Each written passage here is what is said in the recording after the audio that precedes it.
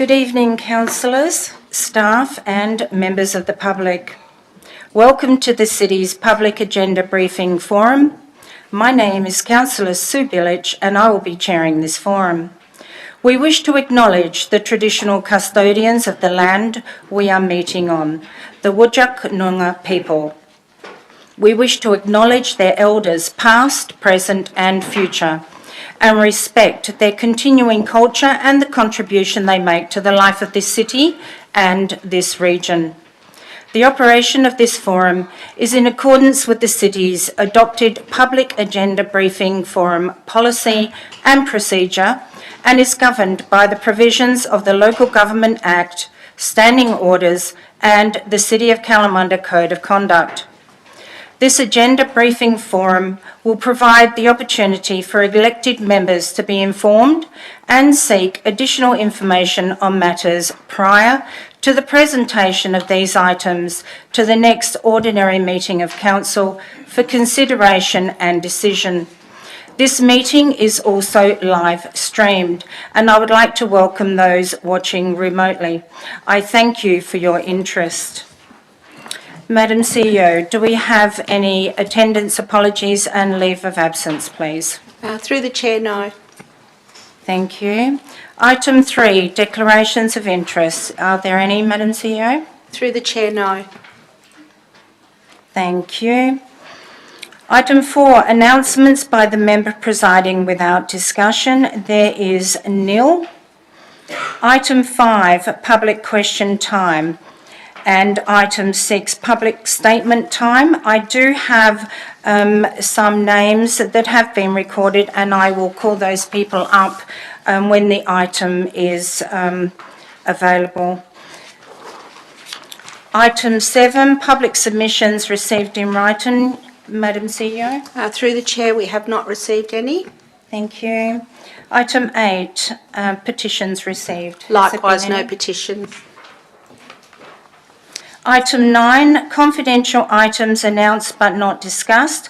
Obviously, these items, it's the attachments that are confidential, so there will be no questions regarding the attachments. This is item 10.4.1, consideration of a draft business case for a new aquatic facility for public advertising, and also item 10.4.3, consideration of tenders for the supply and implementation of a customer relationship management system. So now we move on to item 10, which is the reports to Council. 10.1, which is the Development Services Report.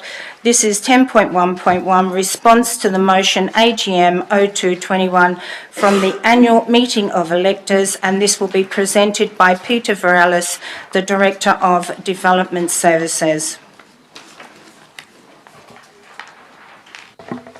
Thank you. Through the Chair. This evening I'll be presenting on item 10.1.1, response to motion 0221 from the annual electors meeting.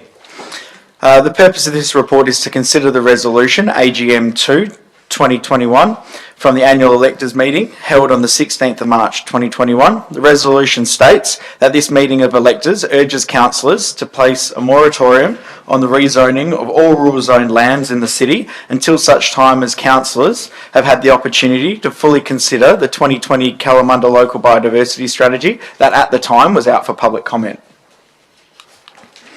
The analysis undertaken as part of a review of that annual electors meeting motion. A moratorium may be considered counter to the required functions under the Local Government Act to provide good government of persons within the district. Blanket decisions prior to appropriate consideration doesn't represent good government or governance. Good planning decisions should consider the current planning framework, which may include consideration of advertised draft strategies such as the biodiversity strategy and the merits of the proposal. Decisions need to be made within the current context of the proposal and not predetermined blanket decisions. A blanket and predetermined moratorium is not considered conducive to making a good planning decision for the broader community. The recommendation is that Council note the resolution of the AGM of the annual electors meeting from March 2021 and the recommendations contained within the report, it not place a moratorium on the rezoning of all rural zone land in the cities.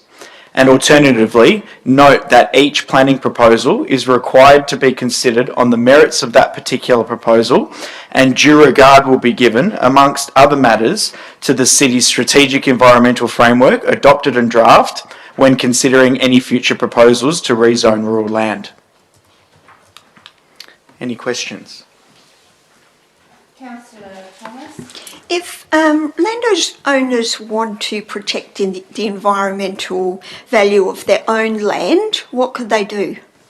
Through the Chair, there's an array of options available to landowners. They can obviously manage the environmental values themselves that's on the land, but there's other measures such as conservation covenants, which was noted as part of the Wattle Grove South concept planning process as an option available to landowners in that area, that they could put conservation covenants that are attached to their title and worked through with Landgate and the like that protects certain environmental values on their property.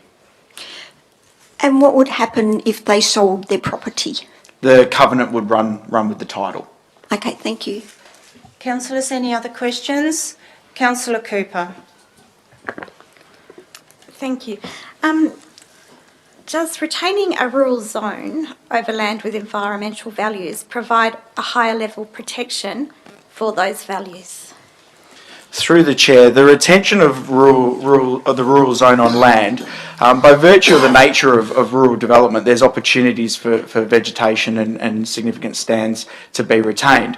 However, when land is retained in the rural zone and in freehold title, that land and those environmental values are still the subject of incremental clearing, be it through fire break notices, be it through rural uses on the land. They're still open to clearing of those environmental values should a landowner choose to do so. There are regulatory processes in place to ensure that some of those values are protected, but nonetheless, in some instances, rural land is cleared without approvals, and there's also the requirement for some clearing for rural pursuits on that land. Councillor Sewell. Thank you, Madam Chair. In terms of future urban area protections, what can occur through the planning process to provide greater protection? Through the Chair, through a rezoning process, the rezoning requires a significant level of environmental assessment. The city has policies in place, state government have policies and strategies and procedures in place that requires a level of assessment at a rezoning stage. Now, that level of assessment identifies areas of significant environmental value, and in many cases, those environmental values are brought into reservations, which takes those lands out of those once rural lands that had environmental values on freehold title, out of freehold title and into reservations. And those reservations are preserved and managed by public authorities such as the city and protected for perpetuity. Yes, Councillor Sewell. Just a follow-up question. So is there legislation and review processes in place to ensure this protection? Through the Chair, there certainly is, through rezoning processes prior to scheme amendments being initiated and prior to state government metropolitan region scheme amendments being initiated, there's a requirement for the proposal to be referred to the Environmental Protection Authority for review and assessment, and the Environmental Protection Authority ensures through their array of policies that any proposals have accorded with those policies and that an appropriate level of assessment has occurred. Now, the rezoning processes are unable to proceed through the planning process until the environmental assessments have occurred through the Environmental Protection Authority. Councillor O'Donnell. I'm just wondering if there's some positive examples where similar value of land has been looked after and protected with the planning processes. Through the Chair, thank you for the question, Councillor O'Donnell. There are examples, recent examples within the city where areas that were once rural have gone through an urbanisation process or a rezoning process, and that is in Wattle Grove, in High Wycombe South or Forestfield North. Through the structure planning process, there was a requirement for the structure plan and the rezoning proposals to be referred to the Environmental Protection Authority, and the city worked really closely with the Environmental Protection Authority and other agencies of the state government to ensure that the areas of highest environmental value were identified identified through the structure planning process for protection.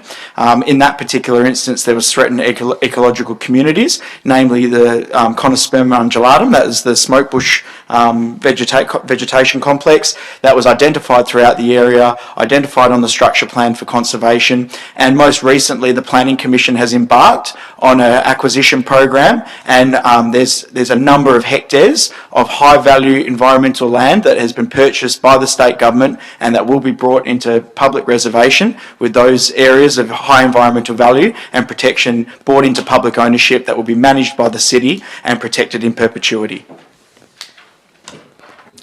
Councillors, Councillor Ritchie. Thank you, Madam Chair.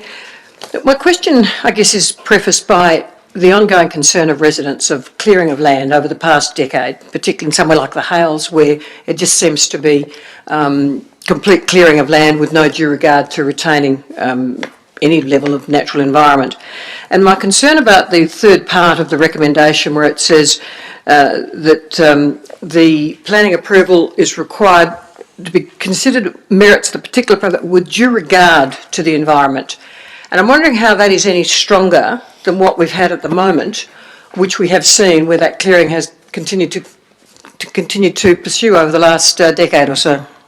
Through the chair, the planning system is constructed in such a way that it balances interests. So there's bushfire interests, there's environmental interests, there's drainage. The planning system balances interests. That's what the planning system seeks to achieve. So when terminology such as due regard, there's regard that needs to be given to a number of matters. Now that would be bushfire, environmental, economic, population growth, all those sorts of things are considered in terms of making a planning decision, to which this council often have to balance those various considerations. So it's very difficult for me to provide you certainty as to what regard or what level of regard an environmental document will be given, because each proposal needs to be considered depending on the context and the circumstances of that proposal.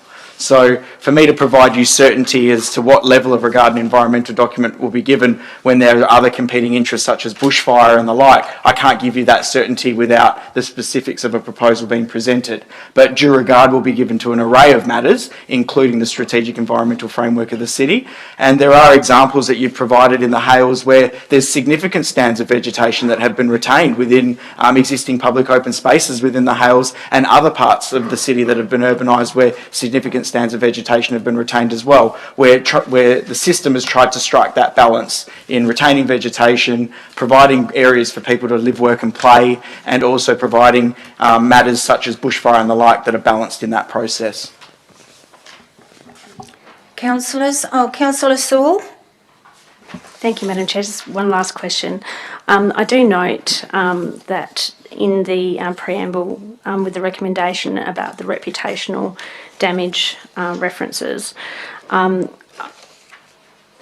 think we can recognise that there has been reputational risk in terms of the loss of tree canopy, in terms of the decisions that have been made for the City of Kalamunda, and I'm just wondering how we intend on overcoming those reputational risks going forward. Through the chair, the city has recently, the council and its advisory committees and the like have embarked on a process of establishing a renewed strategic environmental framework made up of a number of strategies. One of those strategies is the urban forest strategy, which targets in new urban areas a minimum of 20% canopy cover. And that will be embedded as part of future structure planning and the like that comes through with areas that are identified for urban expansion. That is a target that will be set, and any plans and proposals for subdivision and development would be assessed against that. Most recently, through the Wattle Grove South concept planning process, a target and requirement within that documentation aims for at minimum 20% canopy cover retention within any future urban area within that particular concept planning boundary. So these are the sorts of strategies through the revised strategic environmental framework that's being established by council, seeking to retain canopy cover wherever possible through the planning and development process. Councillors, any other questions? Councillor Cooper. I was just wondering if you could please provide a bit more of a detailed explanation as to why a moratorium on rezoning all rural land within the city is not considered good governance. Just a little bit more information on that one, please. Yeah, through the chair, good decisions and good planning decisions and good governance is made up of the information that's put before you and considering that information that's before you. Predetermining a decision before a proposal is put before you isn't, from the city's officer's perspective, a good planning decision or a good process for making good decisions. Matters should be considered in detail and in the context of that particular matter before a decision is made. Making decisions before an item is put before you is preempting an outcome, which in many facets of life, not just council decision making, isn't a good way to make decisions. Councillors, any further questions? Okay, thank you. I do have a speaker for this item. So, Bev Dornham, if you'd like to come forward, please, and take a seat.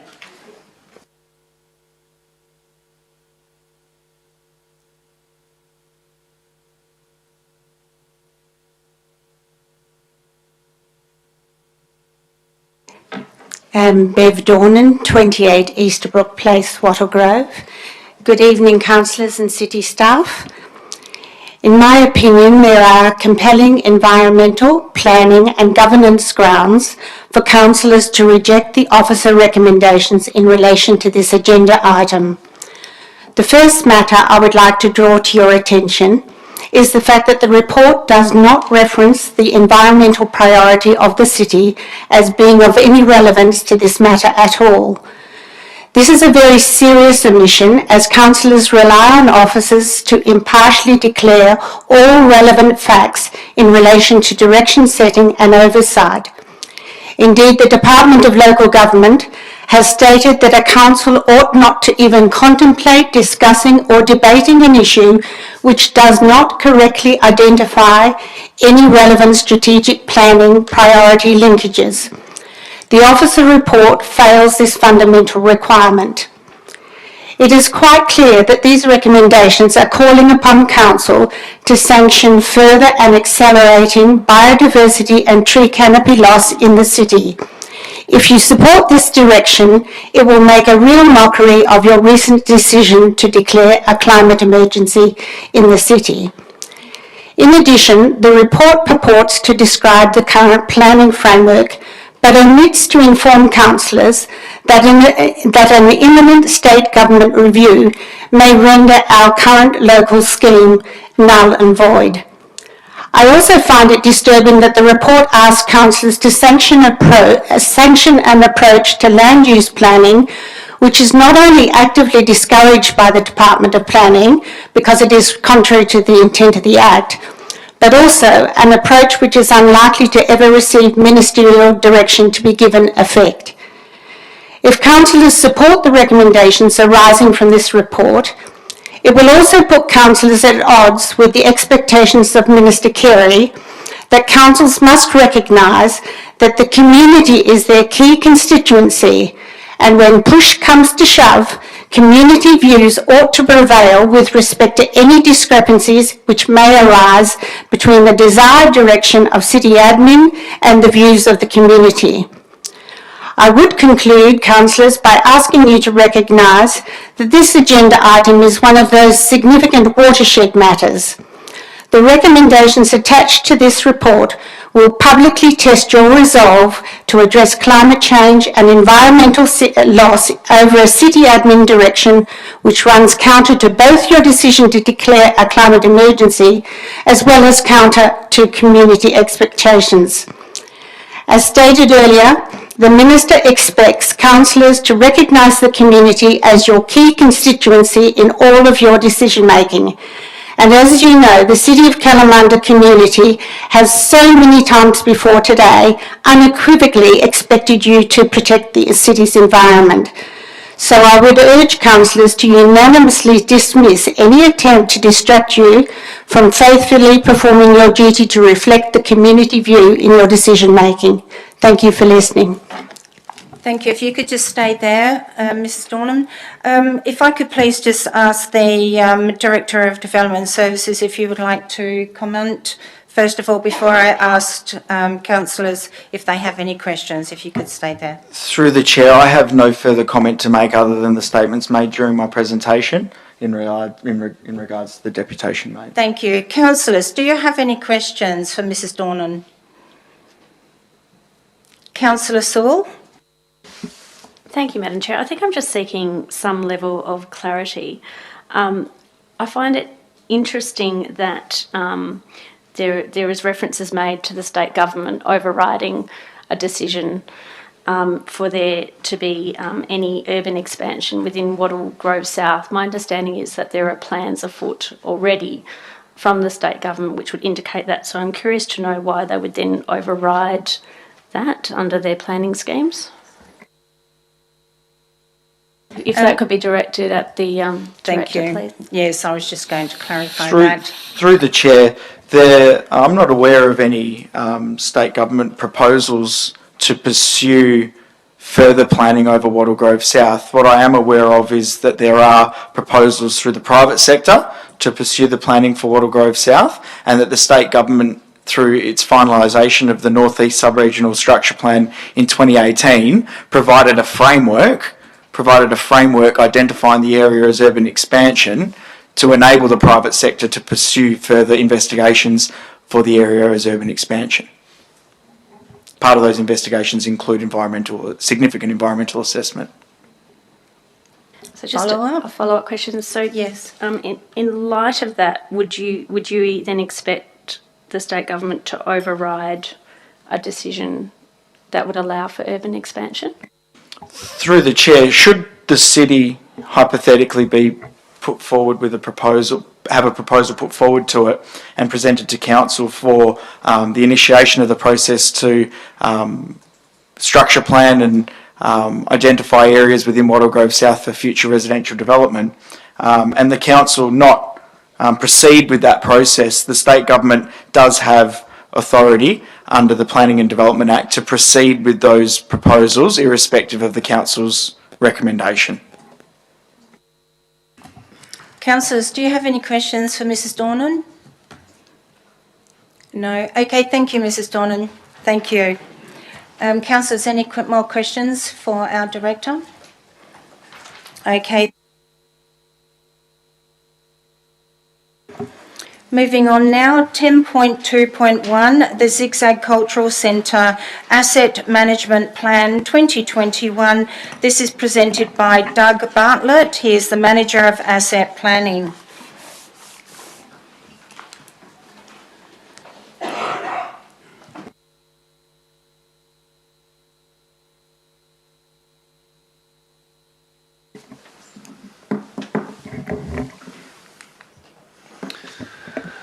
Good evening, councillors, staff and members of the public.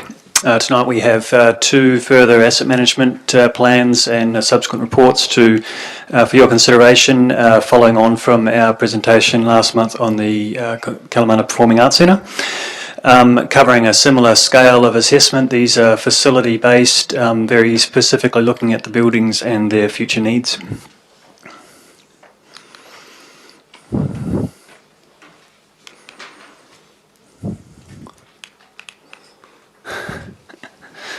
Could I please have assistance with the...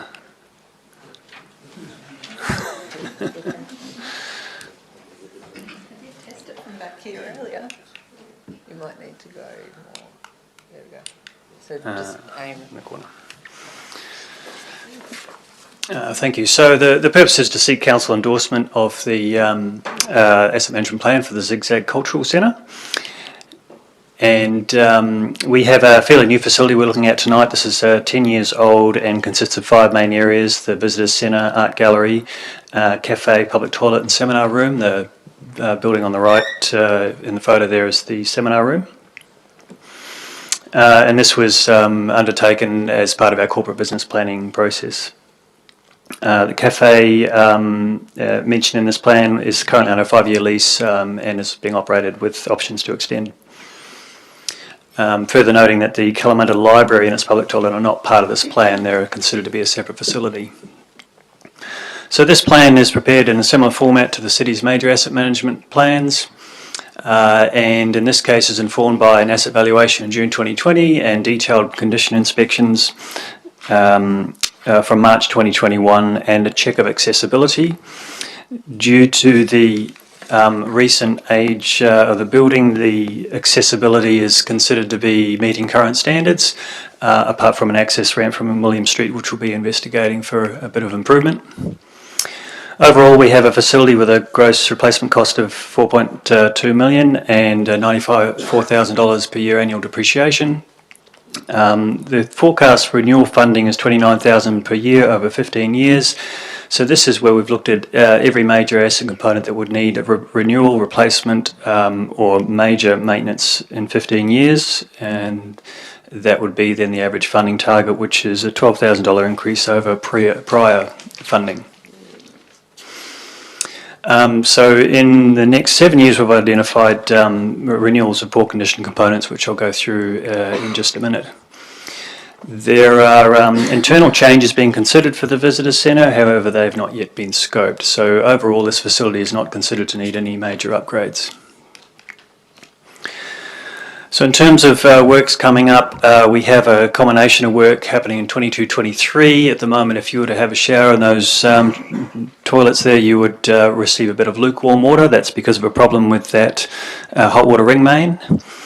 And then in subsequent years, various bits and pieces of work as set out in the slides and in the report.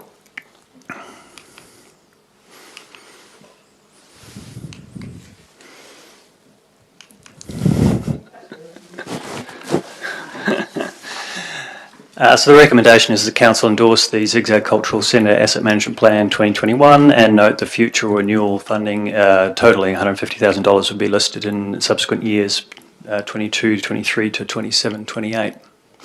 The 15-year plan goes beyond that, but this is just a list of items in the coming years. Are there any questions? Councillor O'Donnell. I'm just curious, I've seen that we've had the last OCM, we had a similar sort of query about, I think it was the KPAC. What I would like to see is the revenue expected from these buildings so that we can compare what we expect to make from the rent and potentially sales and things. And I don't know if that is possible, but is it? That's, sorry, I'll direct to the Director of Corporate Services. So it's just about comparing the expected revenue that we would make from these facilities and buildings, just to sort of, like if someone says, oh, we're going to spend $30,000 a year for the next 10 years, well, we're only going to make $5,000 a year. I would like to know that, what revenue we get from those particular buildings, if there's sort of like a general average. Yeah, I'll provide that on notice to you, Councillor O'Donnell. Councillor Boyd. Thank you, Madam Chair. I'm just wondering, obviously we referenced KPAC in the last round of OCMs, but I'm wondering what other asset management plans, and I do note that we have one in the ensuing agenda item, but what other asset management plans associated with other buildings throughout the city have recently or are in the process of being prepared for potential approval, specifically seeking a list of buildings and dates they were brought to council. I don't know whether you want me to put a time frame around that. Is this something that's new and we're going to see a lot of, that's going to have a lot of dollars associated to it? Who will be answering that one? Okay, thank you, Director. Thank you. Through the Chair. The targeting of the KPAC, Zigzag Cultural Centre and Hartfield Park Rec Centres in the subsequent report of asset management plans were specific tasks requested and inserted in the corporate business plan for the year. That was an outcome through the council, the delivery of the corporate business plan.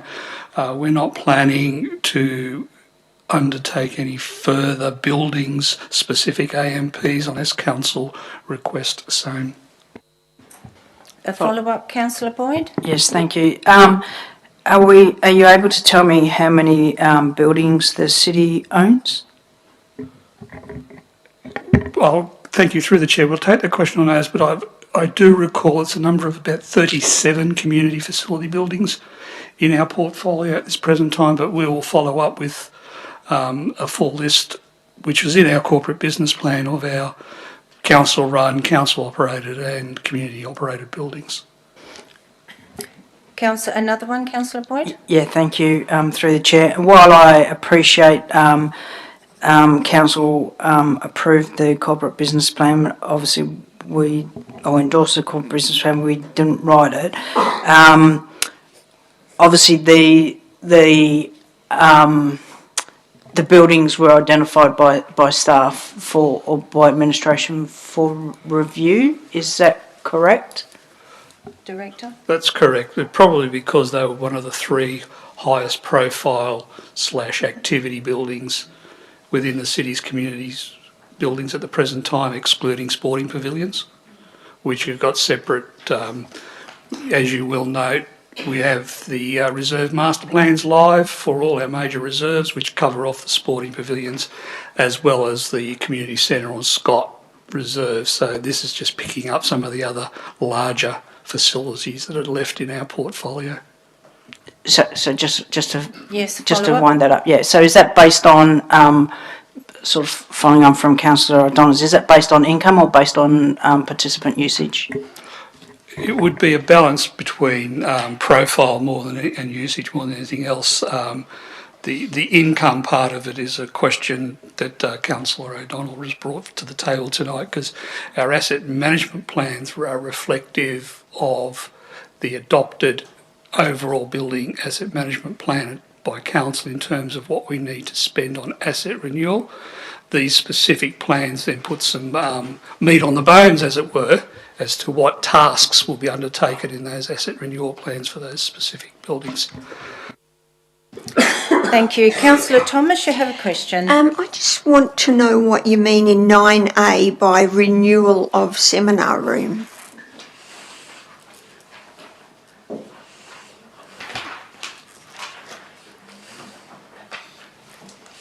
So are you going to answer that over to the Director? Yes? Who would like to answer that? Through the chair, yes, I can explain that. That's the seminar room and the toilets behind are combined in terms of the hot water system. Yeah, it's a ring main system. Councillors, any other questions? Councillor Ritchie. Thank you. I just happened to be at the visitor centre last week when a glass door shattered with very little force put on it. And I'm just wondering if that's part of the, wasn't so much an asset, but I was concerned about possible public safety. It was actually on the cafe when a trolley walked into it with very little force on it. I'm just wondering whether we need to look at whether something like whether safety glass is appropriate and whether it's there. Is that part of the asset assessment? In this case, no. However, that would be picked up as a standard repair item and brought up with the current standard. Councillors, any other questions?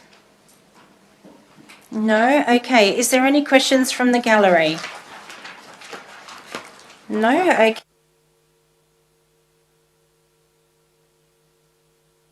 Now moving on to 10.2.2, the Hartfield Park Recreation Centre Asset Management Plan 2021. And this is also to be presented by Doug Bartlett, the manager again. Thank you, Doug. Thank you again, and through the chair, the purpose is to seek endorsement of the new asset management plan for the Hartfield Park Recreation Centre, as per previous recently presented plans. This facility is a bit different than the recent one, or the previous one, being 43 years old, and so we have some fairly major work to do on this in the near future. The facility itself does not include the assessment of the soccer club building. However, we do have within the facility as one large building 5 main areas, being the basketball stadium as pictured, gymnasium, squash courts, group fitness room and creche.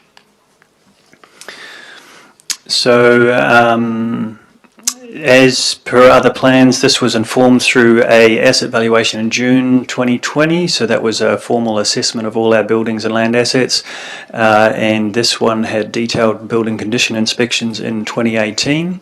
As possibly an add-on to an earlier question, we undertake this level 2, what we call level 2 condition inspections of all of our facilities and are working our way through all facilities, so we will end up with a fairly comprehensive preventative maintenance and renewal plan for all buildings, although not necessarily presenting them individually in asset management plans. Overall, the building was rated as being in fair condition, which is pretty good considering its age. We have a gross replacement cost of 10.66 million and 271,000 annual depreciation. Renewal over 15 years is only averaging at $80,000 per year, so we have a significant amount of work to do in the next 5 years as per the slide in front of you, and the recommendation covers a 7-year period. However, beyond that, there's not significant work until the 15-year point, at which time the main basketball roof area would be due for resheeting with an estimate of $365,000.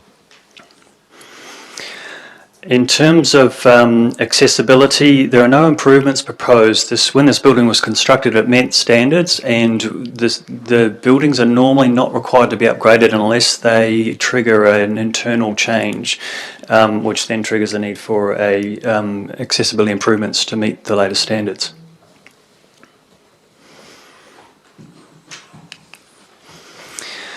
So going through the program of works, in the coming financial year we have an upgrade of the air conditioning in the gym, an evaporative air conditioner in the group fitness area.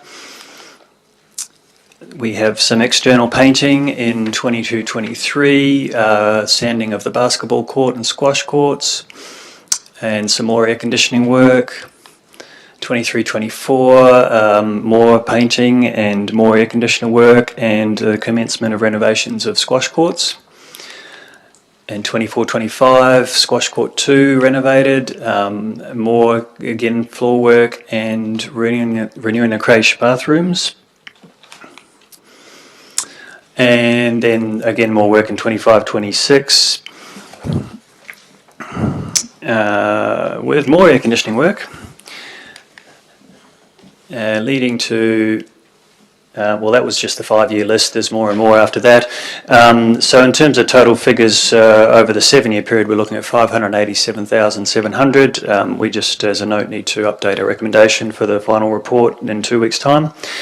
So the recommendation is that Council endorse the Hartfield Park Recreation Centre Asset Management Plan 2021 and note that total future renewals of 587,700 will be listed in ongoing budgets from 22-23 to 27-28. Are there any questions? Councillors, Councillor Ritchie. Thanks, Madam Chair. Doug, I'm assuming because of the age of the building that there would be asbestos at Hartfield Park, and whether that has to be considered or has been considered as part of any of those upgrading figures? I have to take that on notice. Apologies, I don't recall whether we have asbestos-containing materials. Councillors, Councillor Giardina. Thank you, Madam Chair. I'm not sure who wishes to respond to my question, but over the last few months there has been some discussions that possibly this building or what's being used at this building could be transferred to High Wycombe, Forestville North, if in the event that hub proceeds. Are you guys taking into account of that? Are you monitoring that as we go? Through the chair, yes, we would, but we haven't made any decisions, so I guess we need a preemptive plan in the meantime. But should those plans come to fruition, you know, within these timings, and obviously we would defer any works pending where we go with the development of the High Wycombe South Community Leisure Centre, etc. Okay. Thank you. Any other questions? Councillor O'Connor. Thank you, Madam Chair. It may have been mentioned, but I didn't hear it. What's the impact over the 5 years on our asset renewal ratios? Has that been tracked if the asset management plans are endorsed as written, the ones that we're looking at? Through the chair, I'll take that on notice, but the ratios are on aggregate based asset, but we'll provide that on notice to you. Councillors, any further questions? Is there any questions from the public gallery? No.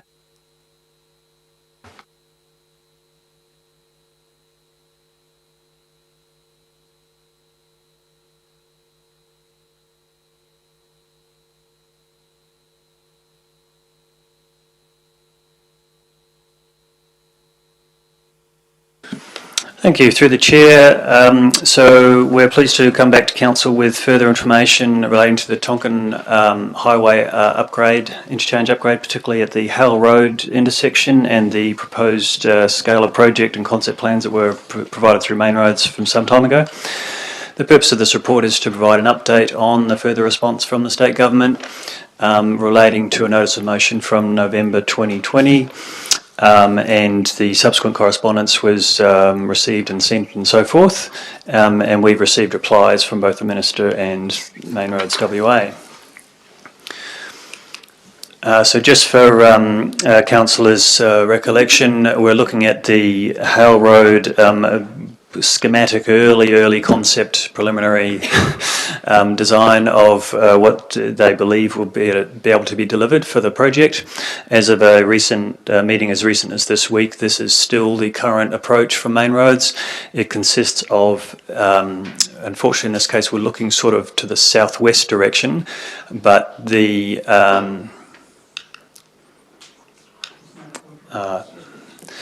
So in this diagram, there is a leg on the bottom, a pink leg on the bottom of Tonkin Highway, which runs from Hale Road towards Roe Highway, and that would be the essentially the on-ramp access for vehicles, people travelling from Hale Road to the north along Tonkin Highway. They would need to take that road all the way up to the Roe Highway where the traffic lights presently are, and then resume join Tonkin Highway beyond the lights on their way to passing Leach Highway and so on in the north. And for southbound traffic, they are exiting through, again, they can exit without a problem through the traffic lights at Hale Road. Through traffic are running east-west along Hale Road would need to stop at 2 sets of lights there to make their way through in the future. Now this interchange has Tonkin Highway going over the top of Hale Road, so all of the through traffic will no longer be affected by the Hale Road intersection.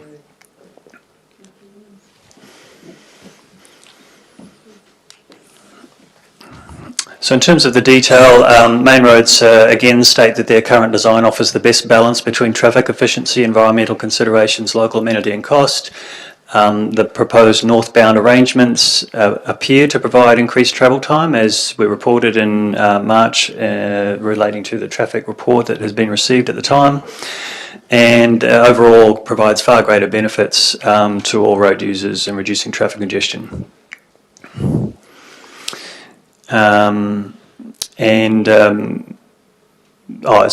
terms of the letter that was sent to the Main Roads and the Minister, any alternative northbound alignment would create more of a negative impact on both private property and Bush Forever sites, as has been reported previously. The recommendation, therefore, is that Council receive the response from the State Government, noting their rationale for the decision and that no further action be taken.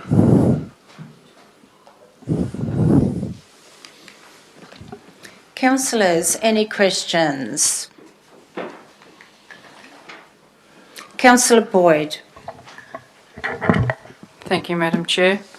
I'm just wondering, I'm not sure who wants to answer this, just wondering whether the city's been monitoring, I guess, social media and the numerous concerns raised by the community in relation to this matter, and if so, why has the city decided not to advocate on behalf of its ratepayers?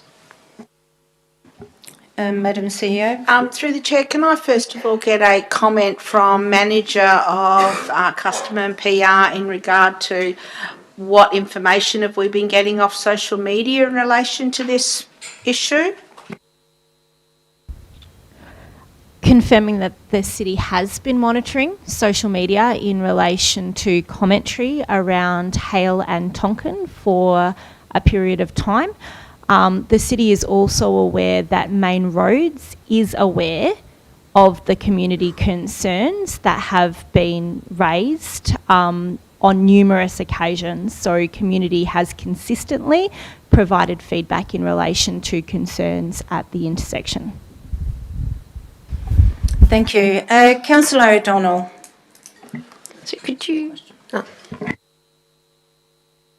Sorry, could you remind me the number of private properties that would need to be resumed for the southbound ramp option? I think it was 8. Was that correct? Through the chair, I can deal with that. If we're talking the southbound ramps, they were talking resuming 8 properties in Mandurah Road. Yeah, thanks. Just through the chair, this report's considering the northbound ramps because council has dealt with the southbound ramp previously. Councillor Boyd, did you have a follow-up from your previous question? I just don't think it was answered. Finished. Yeah, I think the part through the chair, Madam, if I may, you're saying why isn't the administration not continuing to advocate? Is that correct? Well, there hasn't really been another instruction that I'm aware of for council for me to do anything further than what we have done to date. So if council is of a view that we need to do more, then you'd need to give me some instructions. Happy to take on board whatever council wants. Councillor Boyd, no follow-up, you're okay? Councillors, any other questions? No. Okay, is there any questions from the public gallery? Okay, thank you. Now moving on to 10.2.4, consideration of potential solar farm location. This item will be presented by Brett Jackson. He is the Director of Asset Services. Thank you, Madam Chair. Good evening, members of the community with us and online, staff and councillors. Tonight I'm just providing a quick update report on where we are with the solar farm project. By way of background, there were 4 decisions reached by council back in October 2020. The first being to develop a community engagement plan for a potential site of the solar farm at Pioneer Park, consultation with the West Australian Planning Commission to seek their approval in principle or otherwise for a solar farm at Pioneer Park, undertaking further work on the contaminated site status of Pioneer Park, and then finally going to expressions of interest from the market for development of potential partnership for the development of the site. So let's deal with the community engagement part of this project first. We received 121 responses to a community engagement that occurred during March this year. 81% of the respondents supported the concept of the solar farm at Pioneer Park. In dealing with the concerns raised, they can be mainly dealt with if the project proceeds in terms of screening, access, etc. The issue that some people raised was that taking away the amenity of using the flat space on Pioneer Park. What we would note is a contaminated site. So it was never going to be a long-term proposition for the community to have access to a contaminated site. In terms of the Western Australian Planning Commission, they, even at senior levels, they will not provide an approval in principle for the concept. They will only respond to a formal development application. The city doesn't want to proceed with a development application at this point in time because of the constraints around time bars of getting it acted upon, etc. It's not an ideal situation, but it is far from a barrier to continuing on this project. Similarly, the contaminated sites assessments continue, and again, it's not a barrier to this project continue. So our view is that the expressions of interest stage can now proceed. So it's just for council to note the progress report on the solar farm project. Yabba-da-dabba-da. Thank you. Councillors, any questions? Councillor Thomas. My question is to the Director. This is only a small part of Pioneer Park, though, isn't it? Is that correct? Yep, through the chair, yes. The proposed site is in the north side, the cleared area of Pioneer Park. Pioneer Park itself extends much further south around towards, further down Dawson around the corner where it's largely vegetated, the old tip sites, etc. So they're not being considered at this point in time for clearing or any other activities with the solar farm. Thank you. Councillor O'Connor. Thank you, Madam Chair. Brett, what sort of development models are going to be included in the expressions of interest? Thank you. Through the chair, thank you, Councillor O'Connor. I think at this point in time, we're going to be open to the market giving us guidance as to what can and can't work. We don't have a fixed view that it must be one method of delivery or one partnership model, because that would be restricting potential outcomes that could be of more benefit to the city. So we're going to keep our minds very open. Councillor Cannon. Thank you, Madam Chair. I just want to ask the question, the 121 responses, is that within the city or the community near the site? Thank you. Through the chair, we received, of the responses, 14 skipped. Of the 121 responses, 14 skipped giving their suburb, so we can't tell where they came from. And one was from Helena Valley, and one was from Lower Wattle Grove in Tasmania. The majority came from Kalamunda, Lesmurdy, High Wycombe, Forestfield, Gooseberry Hill and Wattle Grove in that order. And that's shown in the engagement report attachment to go right through each of the suburbs that did provide responses. Sorry, what was that? Helena Valley, Wattle Grove, Tasmania, Kalamunda, High Wycombe, Forestfield, in those order, was it? No, the highest response was from Kalamunda. Yep. Then Lesmurdy, High Wycombe, Forestfield, Gooseberry Hill, Wattle Grove, Maida Vale, equal, skipped, Wollaston, Bickley, Hackett's Gully, Peasybrook, Carmel, Wollaston Mail Exchange, Helena Valley, and then Lower Wattle Grove in Tasmania with one response. Thank you. Councillor O'Donnell. Thanks. Just a couple of questions. I note that with the consultation, it's kind of a question. A lot of the feedback, even though we highlighted that we talked about Pioneer Park, it seemed that a lot of people seemed to suggest that we had no facility in place that could actually support this, or that we had no clear land. So I'm not quite sure how we can validate the questions to the answers that people actually, they're commenting on the land that they don't actually, it's not in their mind. We've put it out there that it's Pioneer Park, a place that we're looking at, and then they're saying that there's no land.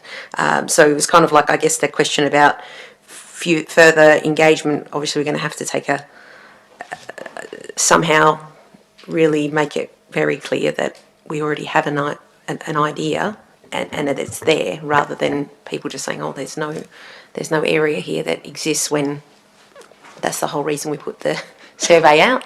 Yep. Yeah. Thank you. Through the chair, I will note that this report builds on a previous council report regarding the feasibility study for a solar farm. Yeah. And in that study, it concluded that because of the lack of availability of land the city has its hands on, excluding Pioneer Park, there were no other feasible sites unless we started doing some land assembly and land procurement, which sort of knocked them out of the park, to say, for a bit of a pun, otherwise. Yeah. And the feedback in the consultation actually refers that the most popular responses were for Dawson Park, when actually it's not, it's actually Pioneer Park, because I had a telephone call, someone saying, oh, is they going to put a solar farm on our park? And I said, no, not there, next door.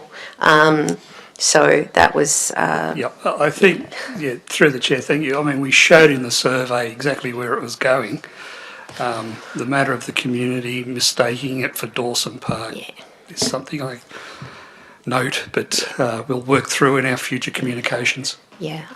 Really, the two main questions I had, that was just kind of like a side note. The one about the future, I guess, with power. Obviously, people are identifying that there are too much power coming in from people's solar panels to the grid, and then that in turn is affecting the way that the power comes. Is that something that we have to consider in the future if we're going to have to pay tariffs potentially on the power if we're going to have to sell it back to the grid?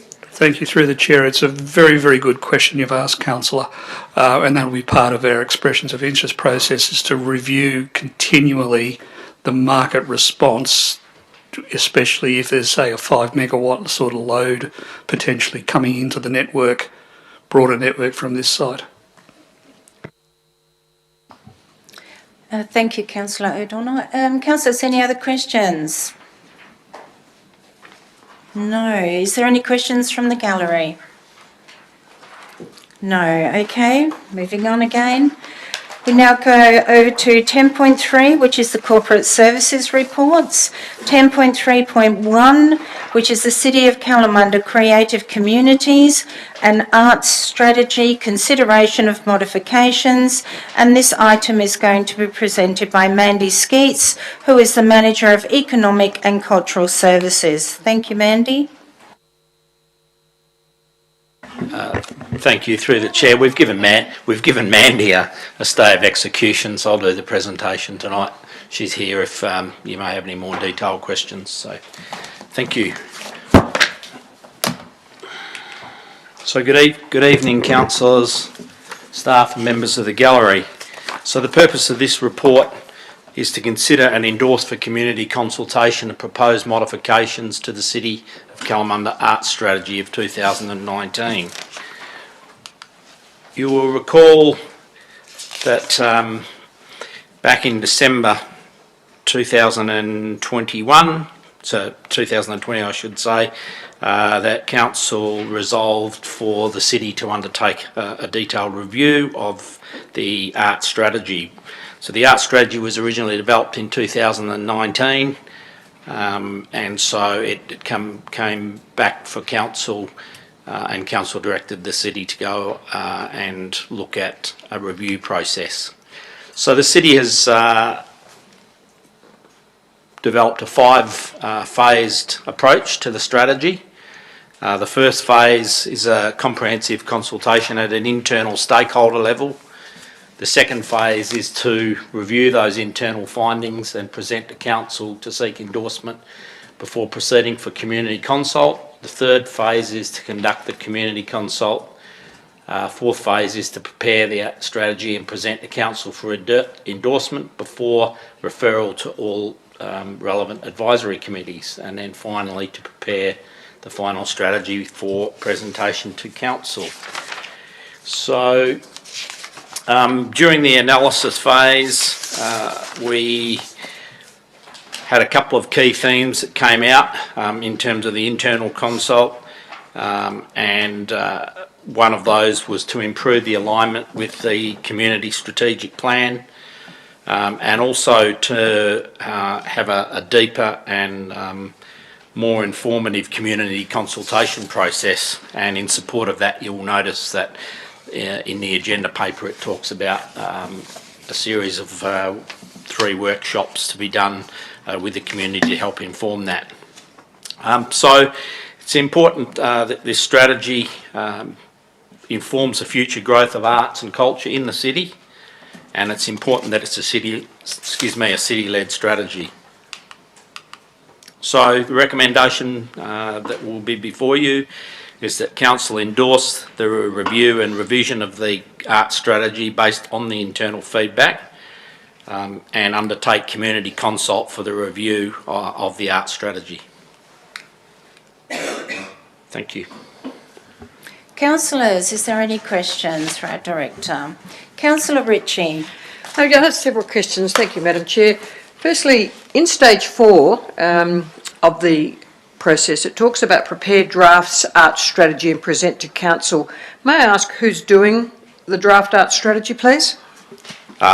It's city-led, so it'll be us. So are we saying that does not include the Arts Advisory Committee? It's going to be done by officers, is that correct? The Arts Advisory Committee will be requested to provide community consultation. But not to draft the policy as they have done previously? No. May I ask why? Yes, certainly. So it's not normal practice to get advisory committees to draft strategies.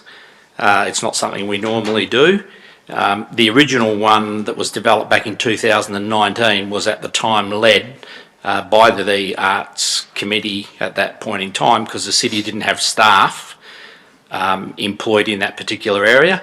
I might also point out that this methodology was actually taken to the Arts Committee, and the process was actually outlined. I might just check. What meeting was that? So yeah, April of this year, that methodology was presented and went to the Arts Advisory Committee. A follow-up, Councillor Ritchie? Yes, I do have a couple of other questions. Talks about the role of the Arts Committee within the framework is unclear and needs to be reviewed. Could you provide some elaboration on that, please? Through the Chair, can you add anything on that one, Andy? No, we'll take it on notice. Thanks, Councillor Ritchie. And also, just on the notes that had obviously been reflections from the internal stakeholders, it talks about the document appears and feels to be Kalamunda focused, and there's no mention of or inclusion of the foothill community. I can find no mention of any suburb in the document, and I'm wondering why, given the only reference I can it only even talks about the city of Kalamunda, doesn't mention any suburb, as to why this document appears and feels to be Kalamunda focused. So again, through the Chair, I'd have to go back and look at the individual comments in the consultation phase. But what I can say is that all of these strategies, and the Arts Committee have been particularly evident as well in trying to get a much broader and more inclusive focus, and hence we've gone about in terms of the consultation workshops to actually have them spread throughout the city. The last time the consultation, if I'm correct, was actually only done in the one location. So this is actually about expanding that to get a wider buy-in and to make it a fully inclusive strategy. And I think we can only benefit from getting more inclusivity. I'm not quibbling with that, but it talks about the document as having such a feel, and I just can't see it myself. But look, my questions are predicated because there is concern, particularly from the Arts Committee, that they are being undervalued in this, and it smacks of a criticism. And I'm sure all committees, they're all made up of volunteers, and there's real concern about this. And this is what, when I particularly read some of the comments that have been made there, they don't appear to have any redress from that. Now, I take your point about the April meeting, but they certainly hadn't seen any of these comments. So I guess my question is, what I do not want to do is see any alienation of the amount of hours and hours that volunteers put in, not just to this committee, but to all committees. And there is a number of people on that committee feeling very much this way. Through the Chair, look, certainly from our point of view, we don't undervalue or in any way believe that we demean the committee. I'll go back to, this came from a council resolution back in December where the city officers were requested to do a detailed review of the art strategy. And that is what we're embarking upon. And that is why we took the methodology to the Arts Advisory Committee. And yes, it is different. It is a different feel. But the advisory committees, as was indicated before, generally don't draft strategies. I won't say always, but they generally don't draft strategies. And they did at the time because we didn't have the expertise staff-wise in-house. We've since recruited into that area. And I'd make the point that the Arts Advisory Committee will get a great opportunity to input into this strategy. And in fact, you make a very good point about them being volunteers and their time. Rather than going back to committees 3 and 4 and 5 times through a process, which could often happen, what they're actually going to be getting is an opportunity when most of the heavy lifting and a lot of the work's being done, for them to provide feedback to this very council, to you, the elected members, in relation to the strategy. So I certainly don't in any way demean or undervalue them, and I can't speak for other staff, but I really can't add anything else in that space. But we certainly value them, as we do all our committees. Councillor Stallard. Yes, thank you, through the chair. I suppose looking at this, the key focus seems to be the Zigzag Gallery and the Kalamunda Performing Arts Centre, although in the past I remember that the predominant aspect of our arts was the CADs, and I was just wondering where do they fit into the situation, considering that's the performance aspect of it. Then you've got, I suppose, do we have the opportunity, or does it have the opportunity to also address the high level of artisans that are scattered throughout our community and what you might call cottage or home artists? And I can think of so many, and I've purchased from different ones throughout the community. Is there scope in here to have a greater understanding, recognition and support for these areas as well, both CADs, even the local artists in the markets, but in particular the cottage or home artists? Through the chair, short answer is yes, and one of the reasons again for the community consult and the 3 separate workshops is so that we can best engage with those people that are in the arts area and able to actually add value to this strategy, and to come back again to make it wider and make it more inclusive. Just a follow-up question, if I may. So as long as it's not in the direction it goes out, that it's about those 2 main areas, but it's more inclusive, or it's a holistic approach for the whole of the city. That's a key that I would like to make sure that's understood and promoted to the community, please. And I think even as it sits at the moment, we've got references there to artists in residence programs, and so there's a lot of great initiatives that have actually been identified in the existing strategy that I'm certain will find their way into the new strategy moving forwards. Councillor O'Donnell. Nothing overtly large, just a question, and I'm sure I know the answer, that it makes reference to removing Crumbia from the document, and I'm guessing that's based on the fact that we no longer have Crumbia. But I'm just kind of putting it out there that Crumbia is part of our arts, a part of what we did, that we leave it in because, it is in the foothills. It's building that inclusivity, and it might come back. So why get rid of Crumbia just because we didn't do it last year? Because there's a lot of events and things that are in that book that we didn't do. Would you like to comment, Director?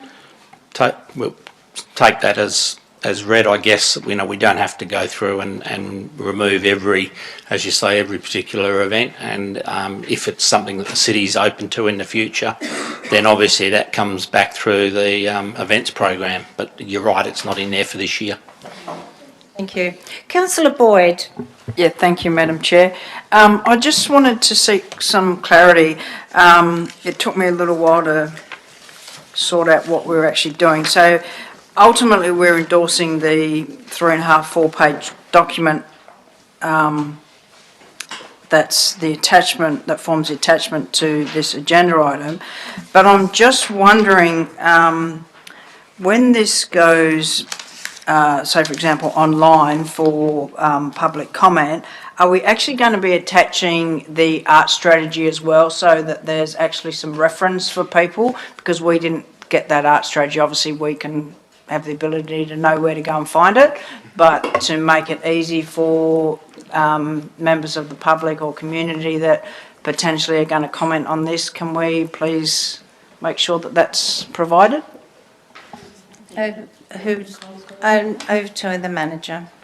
Thank you very much for the question, Councillor Boyd. Just to clarify, my understanding of the recommendation is that Council endorsed the full review and revision. So officers haven't necessarily intended to release the internal review document. I understand that's predominantly for your information.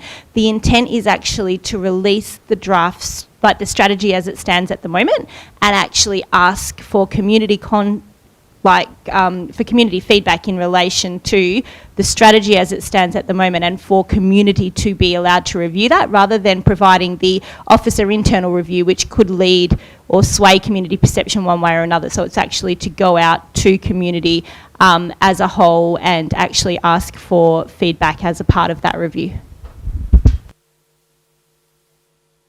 Councillor Blair, you had a question? No? Councillor Sewell. Will that consultation document be coming back to council to review and make comment prior to it going out to the community? Through the chair, yes. Councillor O'Connor. Thank you. Thank you, Madam Chair. Sorry, Councillor O'Connor, before you answer, do you mean you'll be bringing it back as a report? Because we usually bring, the consultation process and surveys just for you guys to have comment on, rather than bringing it back as a council report. So I understood it as, would we be bringing a council report back before we went out to the advisory committee? So if I misunderstood that, my understanding is you're asking about the community consultation process, the survey documents. So generally, once we've developed the survey documents and that process, we will bring it to a briefing session. You all get to see what's going out through the manager, and then we will release that into the community. And then when it comes back, you get the feedback. Normal process. Thank you. Councillor O'Connor. Thank you, Madam Chair.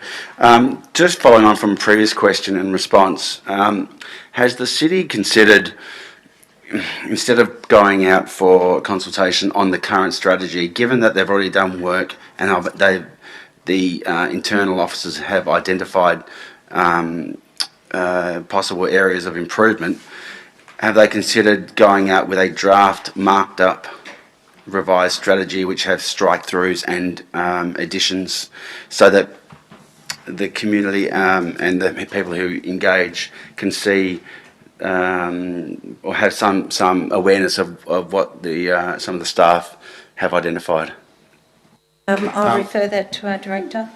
I think perhaps the manager PR may have touched on that, but so no, we wouldn't be sending it out as a marked up copy, and the primary reason for that is that there's always a perception or the view that we're trying to influence the feedback from the community. So going out to them actually with a document and seeking their feedback was how we were planning to approach it.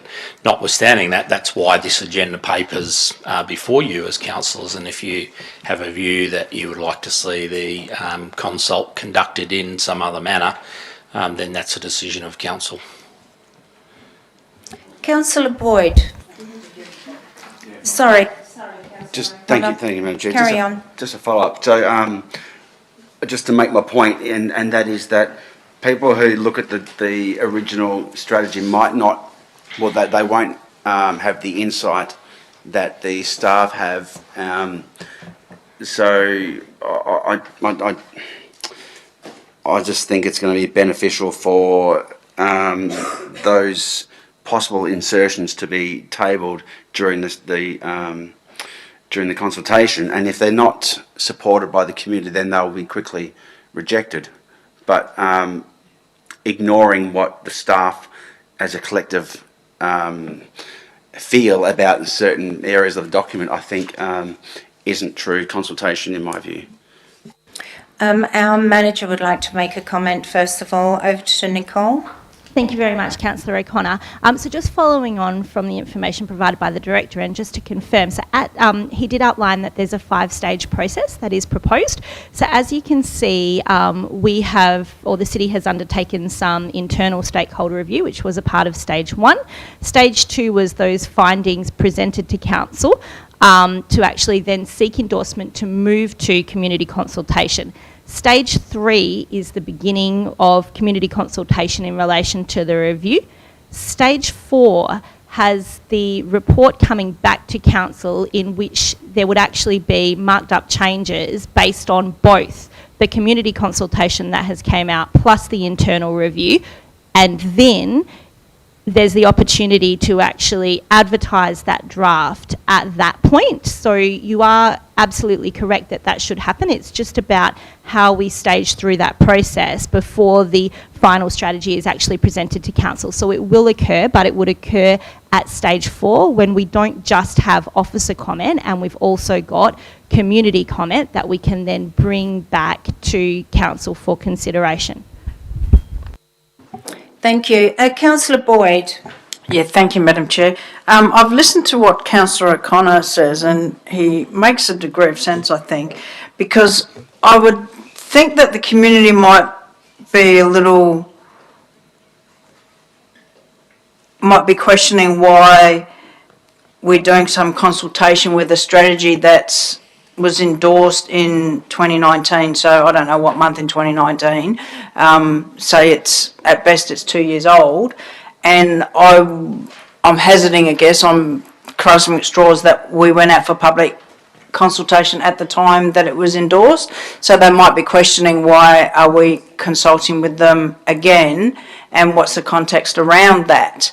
So without providing them with potentially a marked up draft with some potential changes and the rationale behind that, they might be saying, well, we've just looked at this 2 years ago, why is the city doing this? So I can understand where Councillor O'Connor's coming from, as to give them a little bit of a leg up to get them on their way. Thank you, Councillor Boyd. I will actually pass that over to our manager again for another comment, if she'd like to just make a comment on that item. Thank you very much for the question, Councillor Boyd, and I certainly note the concerns in ensuring that context is set for community, and I agree that it's very important to set context. In relation to this particular review, it's covered off in point 6 of the agenda. So ultimately the reason that the review is being undertaken is because at the OCM on the 15th of December 2020, Council actually resolved to request the Chief Executive Officer to undertake a comprehensive review of the arts strategy and to address a number of matters. And so that would be the context that we would be setting for the community. So we would be advising them of that and actually asking community for comment up front. We would then combine the feedback that we got from community as a part of that advertising process with any internal feedback that has came through the system.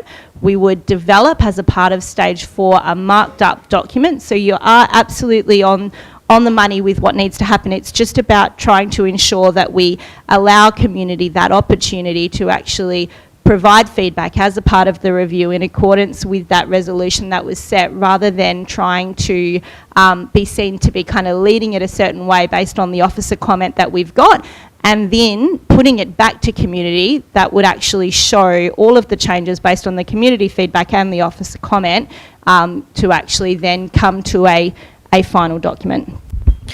Through the chair, could I ask the officers then that in their stakeholder engagement that they add an extra stage, which would be the public comment period? That's actually not outlined in here. We go straight from stage 4, prepare the draft, present it to council and advisory committees, and then present the final strategy. So there should be a stage in between. What I'm hearing now is that it goes out for final public comment period. Is that correct? Confirming, we'll ensure that's clear. It will occur as a part of stage 4, but it won't just be referral to advisory committees. It would also be for wider public comment at that time.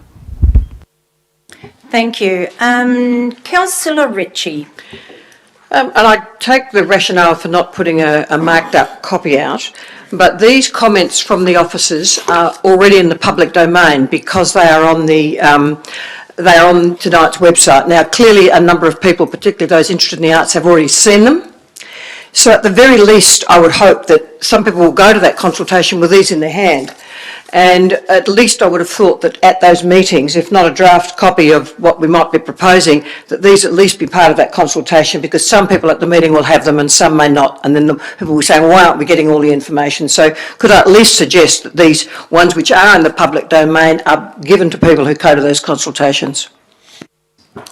Thank you, Councillor Ritchie, confirming that all attachments that form part of a council report item would also go on the Engage portal and be available, but they won't be like marked up kind of comments or suggestions in relation to the strategy itself, but we will ensure that that information is available.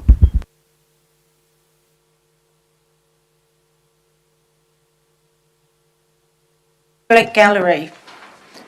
Yes, so come forward and then to the microphone and please state your name and ask your question, please.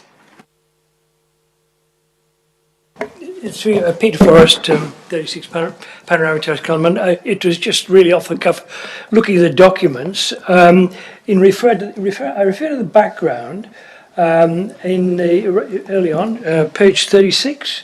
In B there, increased engagement by residents to become more involved in the many disciplines of the arts as creators, audience, and source of ideas. Fascinating concept, but has it actually been enlarged, and has anybody put any effort into giving some lead to the community to see how that might be done, I wonder? Over to our director.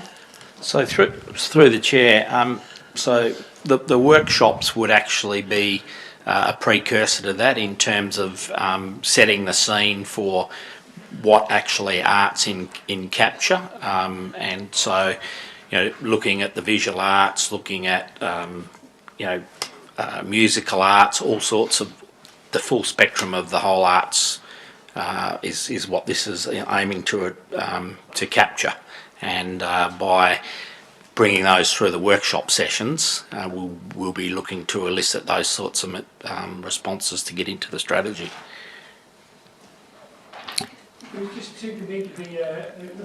Pop your microphone on. It seemed to me to be a novel thing to face the community with, without any kind of generality of lead as to, background to it, how it might be done. It's an interesting idea, and I think a lot of community would be interested too. But I think a lead from either the Arts Committee or from Council might be helpful to give some, for instance, just how it might be done and so on. Thank you, Mr. Forrest. Through the chair, Mr. Forrest, I take your point, and I think you've made a really good point, and we will do some work in terms of elaborating that. The background to this was that I think it was Councillor Giardina, you came up with this idea. Rather than having to bring in artists and pay for them, we should be using what we've got here, because we have so many artists of all different persuasions in this city, and how we would encourage them and bring them to the table to help us with creative input. So I think that was the intent. Correct me if I'm wrong, Councillor Giardina. And this is what we will be exploring through the consultation process, to use those people we have in our community rather than bringing in people from outside and having to pay them significant amount of money. Thank you, Mr. Forrest. Is there any other questions from the public gallery? Thank you. Councillor Sewell, sorry. Sorry if I'm speaking out of turn. I note that that this motion or this recommendation was created prior to COVID, and I think that COVID has highlighted that our artists are often undervalued and underpaid. My concern is that we use the word use our artists, and I don't want them actually to be used, and that we value artists and that they should actually be paid for the contributions that they do make. So I just want to be quite clear that I think that that's that they do make a contribution in the same way that we pay for construction or we pay for any kind of works. Our artists should also be paid appropriately. Thank you, Councillor Sewell, for that comment. Now we will move over to 10.4, which is the Office of the CEO reports. We have 10.4.1, consideration of a draft business case for a new aquatic facility for public advertising. This item is presented by Darren Jones, who is the Manager of Community Development.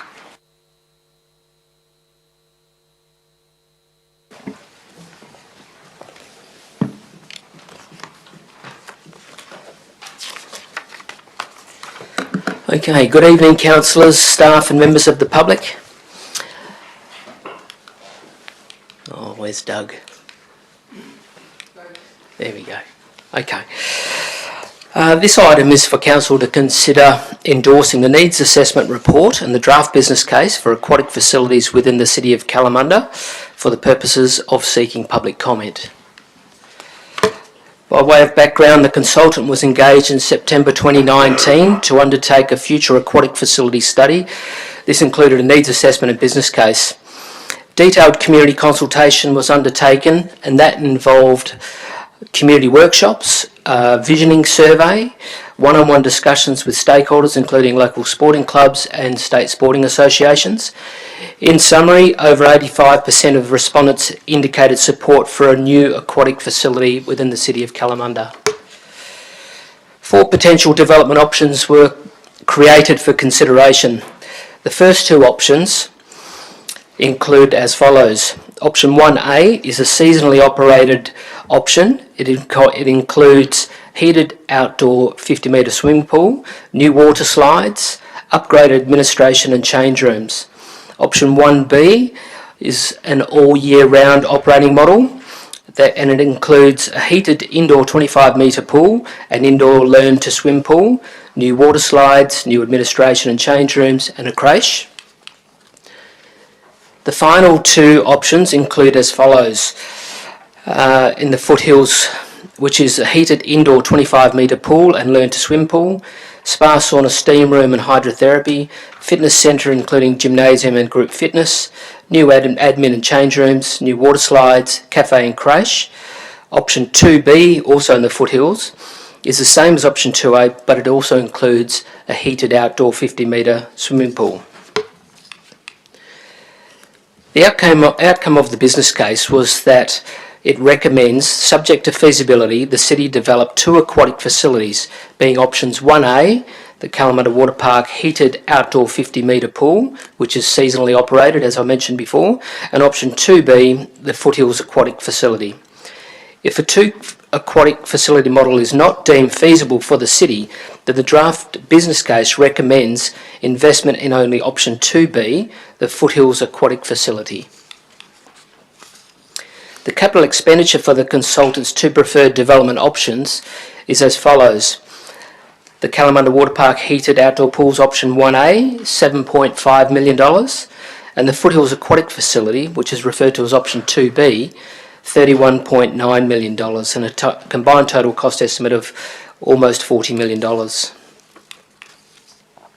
In terms of operating expenditure, the first table depicts a combined 2 facility operating result range with a conservative and optimistic projected operating subsidy between $1.35 million and $2 million. The second table shows a 1 facility model delivers a more favourable projected operating subsidy between $341,000 and $997,000.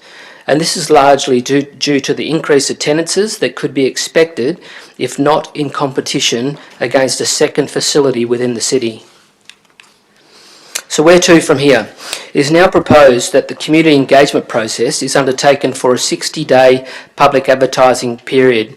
This process will involve a copy of the needs assessment and draft business case being provided to relevant user groups and stakeholders, updates on the website and social media channels to be published on Engage Kalamunda.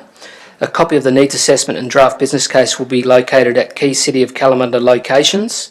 There'll be a media release in the local newspaper, and a feedback survey would be developed to solicit which options the community would support, and if external capital funding is available, are they prepared to fund the ongoing operating costs through rate increases. Feedback would then be collated and presented to councillors at a closed council briefing session prior to a final report to council for consideration. And the officer's recommendation is that council endorse the needs assessment and draft business case for a new aquatic facility within the City of Kalamunda for the purposes of public advertising. Thank you. Councillors, any questions, please? Councillor Blair. Through the Chair, would I be able to ask Nicole from PR if she thinks 60 days is a reasonable amount of time to receive this feedback, please? confirming the customer and PR business unit has worked very closely with the community development business unit in relation to the potential community engagement should the report be accepted at OCM. It is possible that a shorter period of time could be considered. However, given the nature of this particular item and a desire to ensure that we attract a large number of responses, we are recommending the 60 days. A follow-up, Just a Councillor follow-up Blair? question, yeah. I have just found that over the past few years, it takes at least 1 month for people to absorb information that's coming out, and then for another month for people to talk about it, and then I just find that a lot of people seem to run out of time or don't provide that feedback, and I was thinking 60 to 90 days could be, it might be more useful, but you might be able to say, well, that doesn't work because we've tried it. Through the chair, we can work with that, whatever council wants. If they want, if you think, look, the way we went for 60 days, that's quite a long consult time because of the complexity of the business case and the complexity of the needs analysis. By the time people wade through it and understand it, that's why we wanted to give them extended time. But if you think 60 days is too short, we'd be happy to extend it out for those reasons. Thank you, Councillor Blair. Councillor Cannon. Yeah, thank you, Madam Chair. There was a mention of the rates increase for the second aquatic facility. Wouldn't that be done through grants or government funding by any chance, or would it cost the ratepayers? The capital cost to build these facilities, we would be targeting grants for the capital cost, but there are no grants out there that will pay for the ongoing operational costs. So it's the ongoing operational costs that the city, the council would need to find. Whether they can find that out of reducing services, changing the mix of services from within, and find the savings to fund ongoing operational costs is an option. If council can't do that, then the only option you will have is to increase your revenues, and the only revenues we have is our rates base. So it's dependent on a number of factors. Thank you. Councillor Follow-up Cannon, another question. one? Is that once the facility has been built? Correct. Absolutely, that's the ongoing operational cost. So we would aim to get the money through advocacy for the capital. So for the build, the $40 million through grants and advocacy, getting the state and federal government to come on board and pay for capital. But they will not pay for the year-to-year operating costs of it. And everyone, you know, these sorts of aquatic centres, they don't run at a surplus. They generally will run at some kind of a deficit, which is what the report outlines, or the business case. The consultant has done all of that work in his report. Thank you. Councillor O'Donnell. Thank you. I'm just wondering, with the option 2B, it says if it's operated by the city, but what if we utilise the model like how we have in Kalamunda with being operated by Belgravia? Would the user's subsidy then decrease, or given that obviously their costs are very different to the cities? Thank you for the question, Councillor. Look, that is a subjective question, and it's hard to determine whether that would be better run externally or internally. Certainly we have noticed a good operating result through the current management arrangement at Kalamunda Water Park. Thank you. And just one more question, and I think that would just be for PR Manager Nicole. In reference to, it's page 47, it refers to level of satisfaction with Kalamunda Water Park features, and the top is interpreted as the best. Now, if you're going to tell me that accessibility is the top level of satisfaction, I would have to question that, because I think the whole reason we want a new water park is because it's totally inaccessible. Or am I just like completely confused in these paragraphs? Over to the manager. Would you like to make comment on that, please? Yeah, 47, or it could say page 201, depending on which page you're looking at. Councillor O'Donnell, if I could just clarify, are you referring to point 24 of the report? Sorry, the needs assessment attachment, so the report that the consultant did, but it's got the level of satisfactions, and the top's supposed to be the highest. Councillor O'Donnell, I think that may be in the confidential attachment, and if it is, well, we are not to ask questions regarding... No, it's not confidential. No? It's just normal.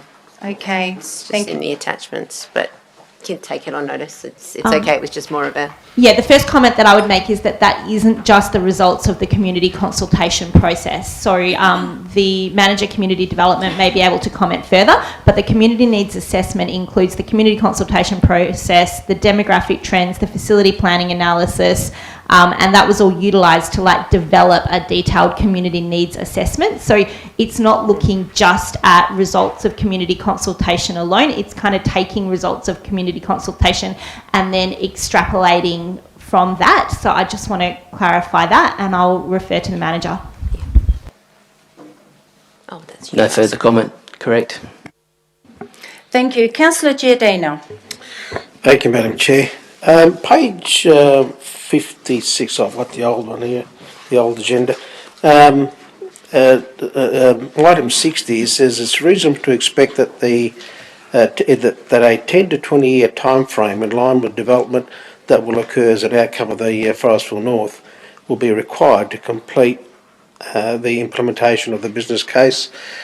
We deal often every month with our member for Forestfield High Wycombe. Has he given us any indication at all that this could happen any sooner? This is a long time. Through the chair, no. So, we still have to work and proceed with our water park up here. We still have to do some work. So I think we're in a bit of a bind at the moment. No comment. Councillor Cooper. Just a quick question. Under the community needs assessment, it says a projected population of 71,400 residents by 2041. So my question is, do other local governments have more than one pool for a population of around that number? Or, how many would they have? To the manager. Thank you, Councillor. I'd hope to take that on notice. To recall that from the top of my head, I couldn't give you that specific answer.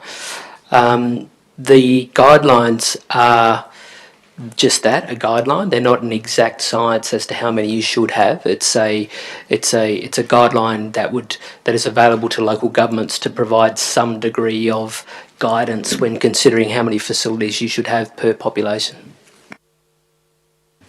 Councillors, any other questions? Councillor Saul. Just a follow-up question on Councillor Cooper's question. Is it in relation to kilometre radius, that kind of analysis, as opposed to population? Is kilometre radius actually taken into account? Thank you, Councillor. It's actually both. Yeah, thank you. Yes, Councillor Saul. In terms of the analysis that has occurred, in younger people being able to access an alternative site from north and southeast wards, has the city assessed, or has there been further progression in terms of negotiations with increasing public transport options? And if not, how would we expect that people from, particularly children from North Ward and South East Ward, how they would actually attend this new aquatic facility? Who would like to? Over to the Director. Through the Chair, thank you for your question, Councillor Saul. The City has been in ongoing discussions with the Public Transport Authority for some time regarding improved bus services throughout the City in response to the Forestfield Airport Link train station project that is soon to complete, noting that there has been an extension of time before that would be operable. And with that extension of time has also come an extension of time for the commitment to bus services that would come as a result of that new public transport facility within the city. So the Public Transport Authority have stated to the City that funding will be released to Transperth, who is the operating arm within the Public Transport Authority for bus services, closer to the opening date of the station.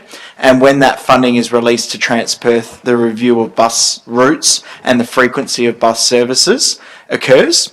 And it's not until that time that funding is released that the state agency engages in detailed discussions with the city. However, I can advise that our various planning strategies, particularly the activity centre strategy, looks for public transport links to be improved between our activity centres, where the Forestfield North High Wycombe South train station will be a key destination within our activity centres, and Kalamunda District Activity Centre and the Forestfield District Activity Centre being other key locations that through bus services we would seek to provide linkages and routes, and would hope that there will be improved services to the city's hinterland in the southeast ward as well, to assist with having patronage brought to those key attractors to provide access to those services and amenities. Thank you. Councillors, any other questions? Councillor O'Connor. Thank you, Madam Chair.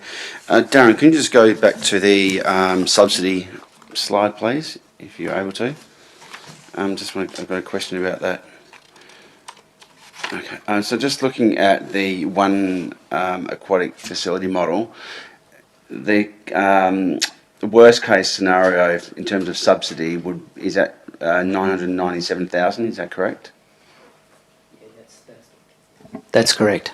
So in the report, it talks about under that model a potential one-off step change in rates increase of 3.6% would cover the shortfall, but my calculations bring that at about 1.25.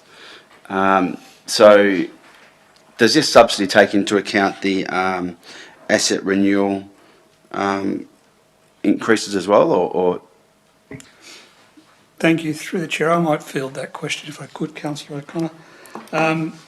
The slide that Darren's got in front of you now talks about the operating cost of the facility. As we noted in paragraph 49 of the report, the capital investments in itself trigger an asset renewal requirement just to maintain our status quo in our asset sustainability ratios. And the percentage increases discussed in paragraph 54, which you raised the query on, are the combination of the asset renewal uplift and the operating cost uplift. Okay, and a follow-up question, please. So does that also take into account, does that also transfer the current operating and asset renewal costs or maintenance costs from Kalamunda Water Park?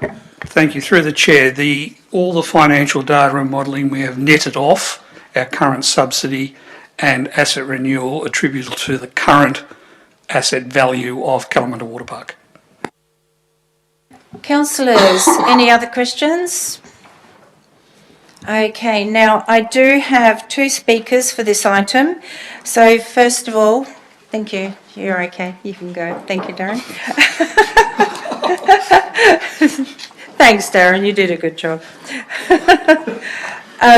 First of all, Mr. Alan Malcolm, if you could please take a seat and just, you have a couple of minutes to speak to this item, please. Good evening, Madam Chair, CEO, council members, members of staff and the public. I must confess I feel a little unprepared for this, as when I looked at the agenda for this meeting yesterday morning and found 17 pages on this topic and a further 186 pages of data and information in the attachments, it was a little overwhelming. Due to the lack of time and amount of information I was trying to assimilate, my presentation is going to be somewhat fragmented and a little less coherent than I would have liked, but it also does, I believe, contain a number of salient points.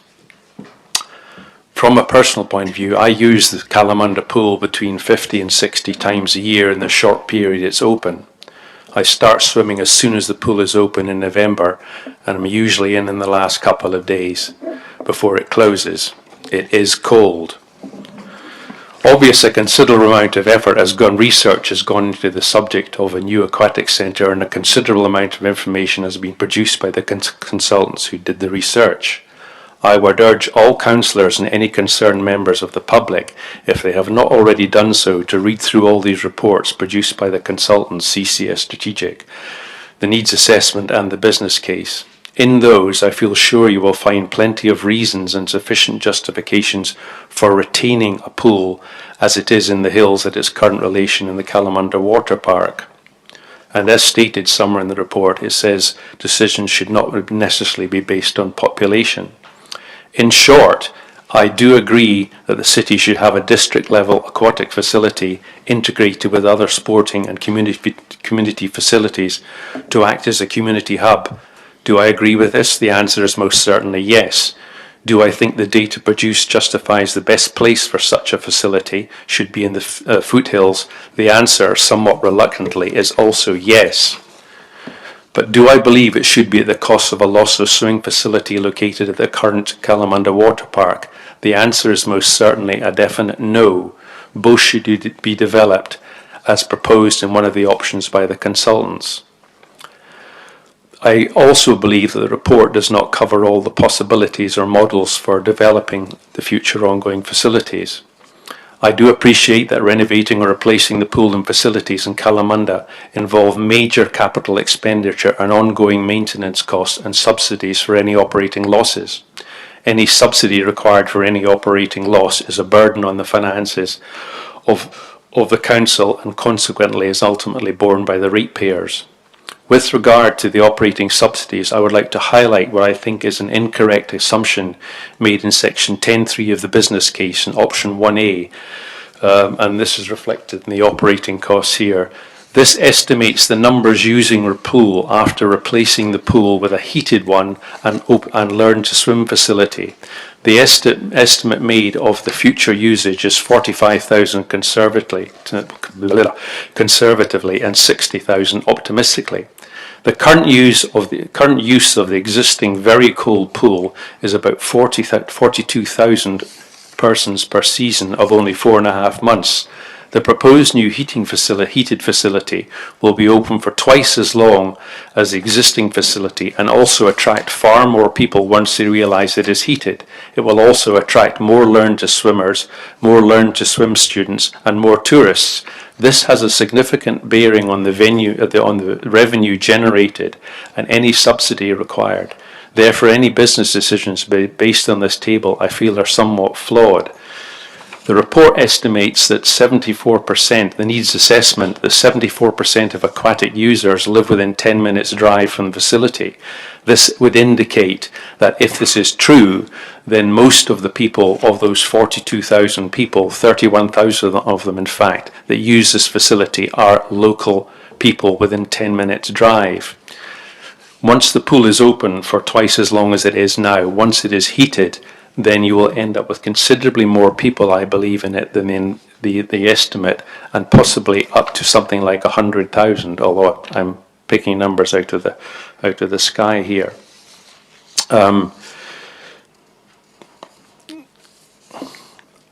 I know from my observations that this is in regard to the temperature of the pool. I know from my observations that by the afternoon, I can be 4 o'clock in the afternoon, I can be the only person in the pool. And at the end of the season, I can be the only person in the pool again with one or two other stalwarts with me. However, when the pool becomes warm, the pool can be very busy and stay busy until it closes at 6 o'clock.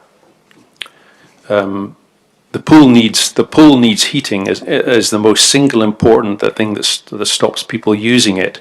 At the risk of being flippant, this pool run on a business model is a bit like running a coffee shop and serving people coffee made with freezing cold water and then wondering why people don't come back. I know the shell has structural issues and leaks that must be repaired. I've lost my place. There is often considerable play made of the ageing population in the Hills community. It is true Australia-wide that the population is in fact ageing, but there are still a large number of younger people living here, plus the primary and senior schools who would use a local pool. Any aquatic facility located in the foothills puts it beyond the 10-minute drive as recommended in the report, and all the kids who sometimes walk or cycle to the Kalamunda Water Park will be excluded. It's not just the distance in kilometres or the radius to a facility, it is the large hill and would take considerable effort and time to cycle to and from any facility down the hill, plus the road and traffic presents a considerable danger to any cyclist. The report indicates, and this has been covered earlier on, the report indicates that no current satisfactory public transport network is in place to take people up and down, either up or down the hill where any aquatic facility may be. The report states the number of people swimming is increasing and that is becoming a more and extremely important form of exercise for both young and elderly. The report quantifies in financial terms the benefits to physical and mental health and cost savings to the health system. It is worth reading. The cost savings and benefits in financial terms are staggering. Alternatives. The top 4 priorities identified in the survey for a facility: 1, a year-round opening; 2, outdoor and heated; 3, a 50-metre lap pool. Shade is also important. This does not seem to be mentioned very much, and this discourages people from swimming in the middle of the day when the UV index is very high. All the proposals are either 50 or a 25-metre pool. There is an alternative. If the Kalamunda Water Park is retained, as it should be, in my opinion, then at least at some point the leaking issue will have to be addressed, and unless the engineering reports indicate anything different, then the shell of the pool will have to be removed and replaced. This also presents opportunity. Why not consider dividing the existing pool into 2 sections, say a 33 and a third metre pool, that gives you 3 laps, gives you the 100 metres for swimmers, and a lap pool in the shallow end and a structure that separates them. I've been in a pool in Melbourne that has a temporary barrier or structure in the pool that allows them to either remove or split the pool in 2 for multi-use purposes without the need to develop or dig a new construct a new pool for learning to swim facilities.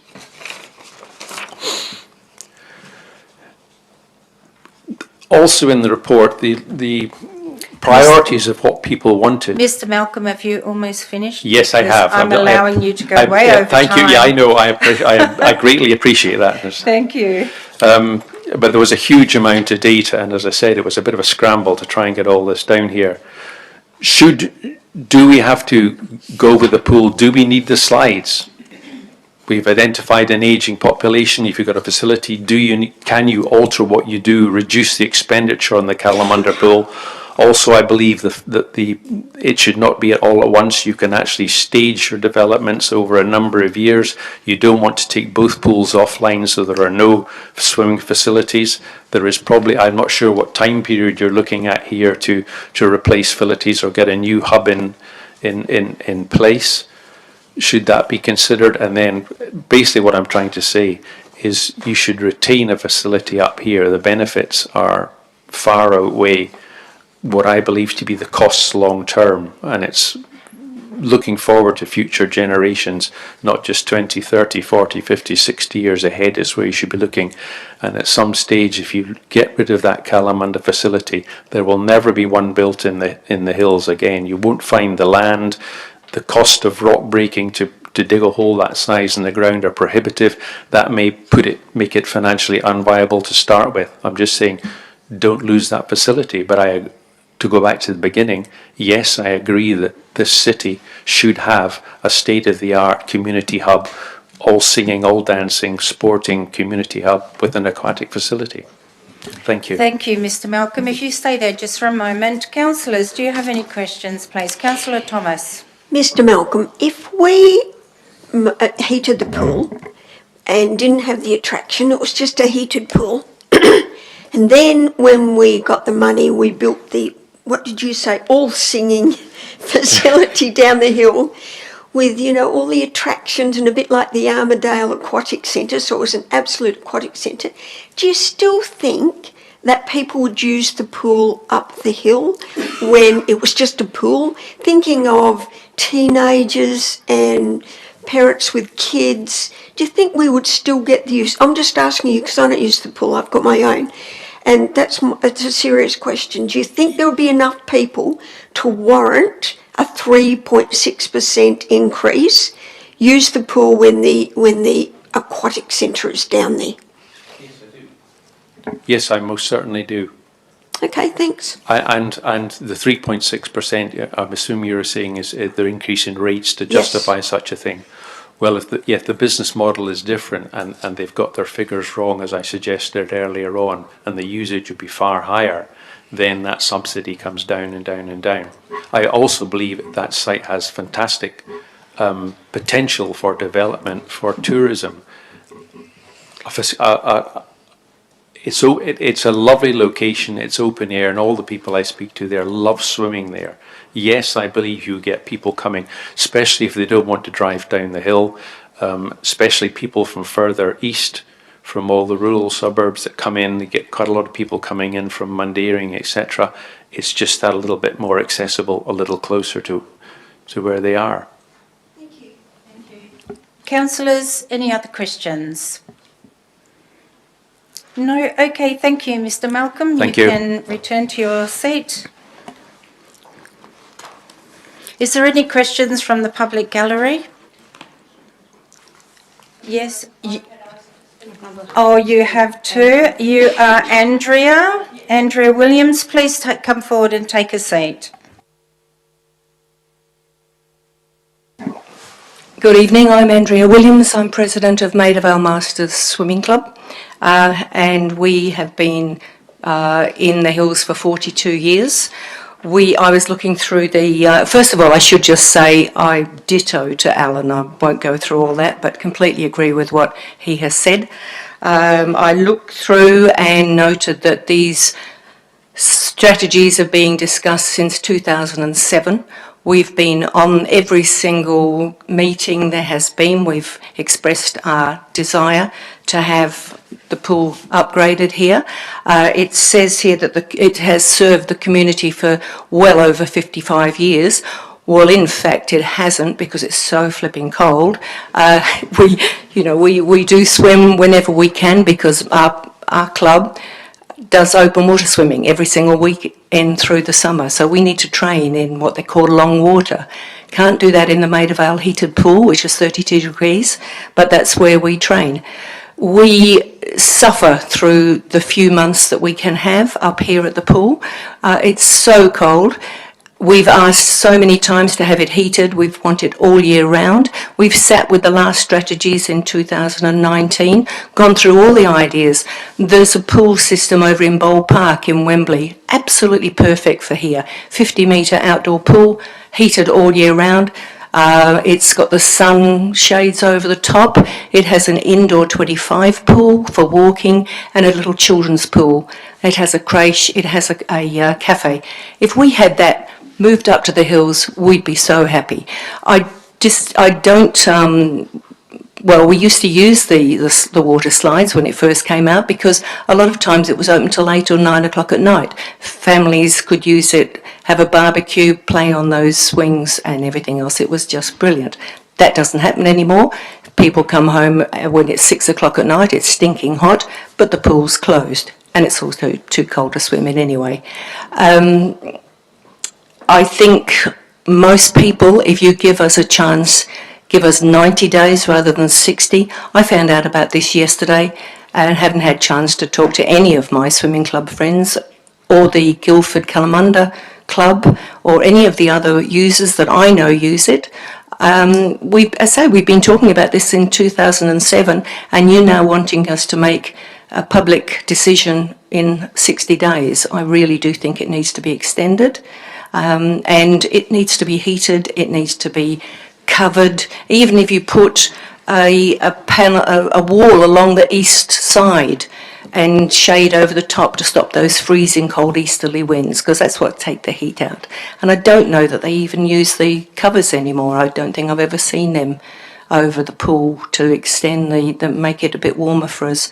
But you see the children up there for the swimming carnivals, and they are blue. They are so cold. But we need this pool. We cannot lose it. We've got the ground, we've got the whole pull out that pool, break up the concrete, use it as fill to make the pool shallower at the deep end. We don't need all that depth of water. Your chemicals, your heating, it's all going to be a whole lot cheaper. It can be done. We're doing it with my home pool at the moment. We've taken out the old concrete, reformed a new concrete inside. It's got rid of all the cracks and all the leaks and much less chemical problem. So it can be done and we need it, and that's about all I have to say. Okay, thank you. Now, before you go, Councillor Thomas. Do you need it enough to pay more rates? Absolutely, absolutely. And it's just, there's so many people would use it. The figures that Alan has pulled out of the air, so many people I hear say, I'm not going to do that. We can't travel. For me to go to Hartfield Park, I play squash, it can take me 25 minutes to get down there because of the increased traffic. You know, if you're living down in High Wycombe, Maida Vale, I don't disagree they should have a wonderful centre down there, but you're looking at 10 and 20 years. We haven't got time for that. We need this now. And, you know, if you're living down that way, you can get to Swan Park in a quarter of an hour. You can get to Belmont. You can get to Somerset. There's all those pools there. There's so many pools available for people down the hills, but not for us. And we've got to hang on to this. This is the 11th hour for us. We really have to, you know, we're passionate about this and we do swim all the time. So thank you. Councillors, any other questions? Councillor Sewell?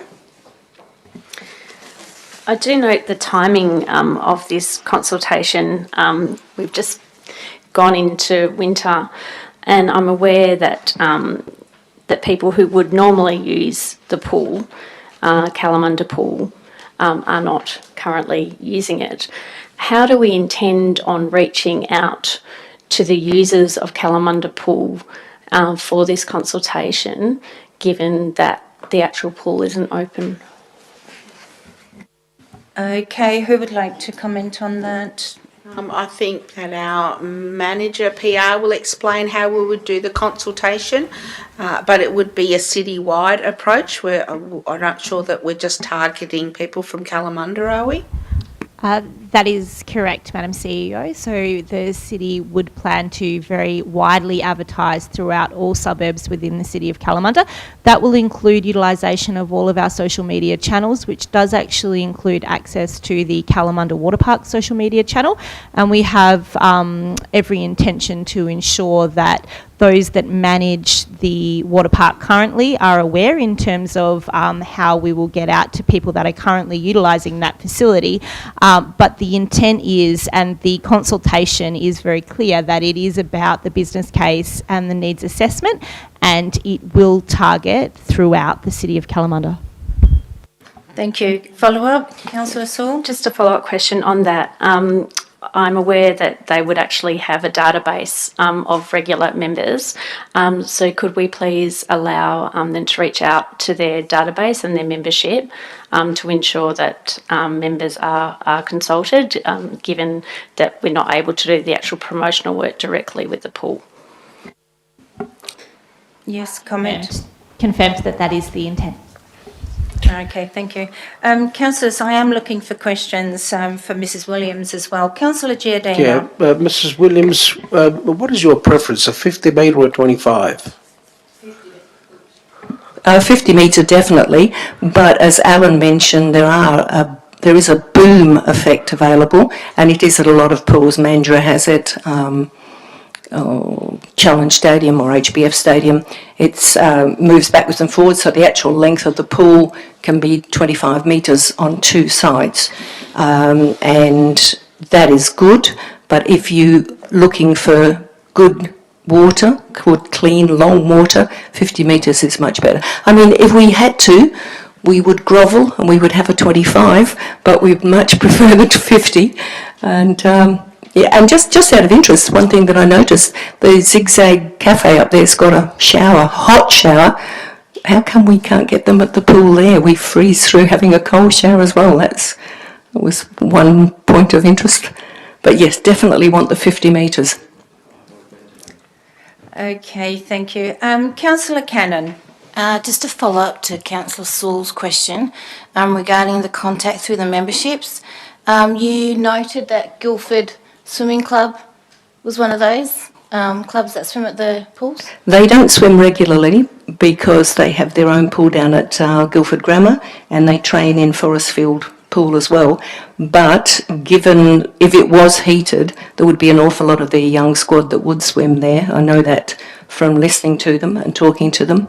So my question is, the membership from the swimming pool of the contacts, are they all the ratepayers, or are they also guilds that come and swim at the pool, the facility? I will refer that over to our manager. Would you like to comment on that? We would ensure that survey data actually captured where people live so that we can segment by suburb, which is something that you will have seen in other surveys. That way, regardless of whether their membership at relevant swimming associations means that they travel to certain areas, we will actually know where they reside, because I understand some of those members, I think it's actually called Guildford Kalamunda Swimming Club, or maybe they've dropped the Kalamunda, but it's a bit of a district, so there'll be people coming from all throughout the district. Just a point of clarity, in the framing of that particular question, I wasn't referring to swimming clubs, I was actually referring to the membership of where you're a frequent attendee and you actually purchase a pass. So it's those particular members, so actual one to frequent Kalamunda pool, not necessarily part of a club as such. Okay, thank you, Councillor Saul. Councillor Giardina, you had a question? Yes, Madam Chair, I was just going to respond to Councillor Cannon. The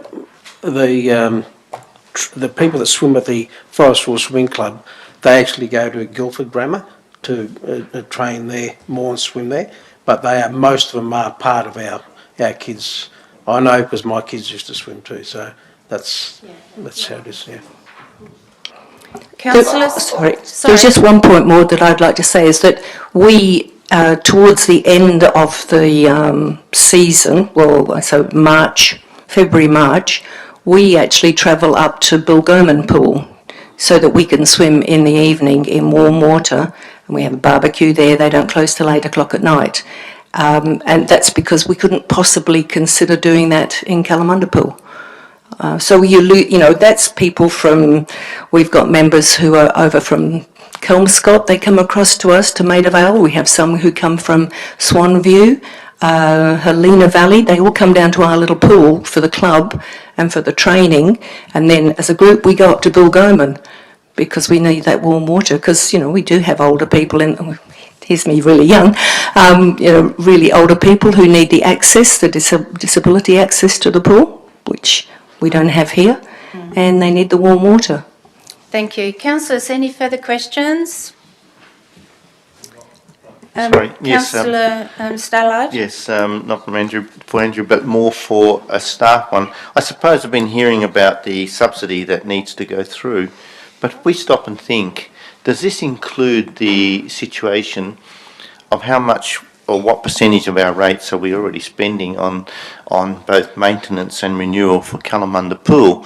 And if those, have they been taken into consideration, and therefore would the 3 to 4% or 3.5 or whatever percent, would that be on above what we're currently paying already, or would we have to factor in the point that we're already spending and allocating a lot of money towards the Kalamunda Pool, and therefore this would be covered within that, which we're already paying and putting through our rates anyhow?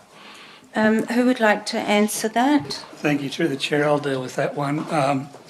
That was the essence of Councillor O'Connor's earlier question. So the financial data in the report is netted off from the existing subsidy and spends. So it's new money.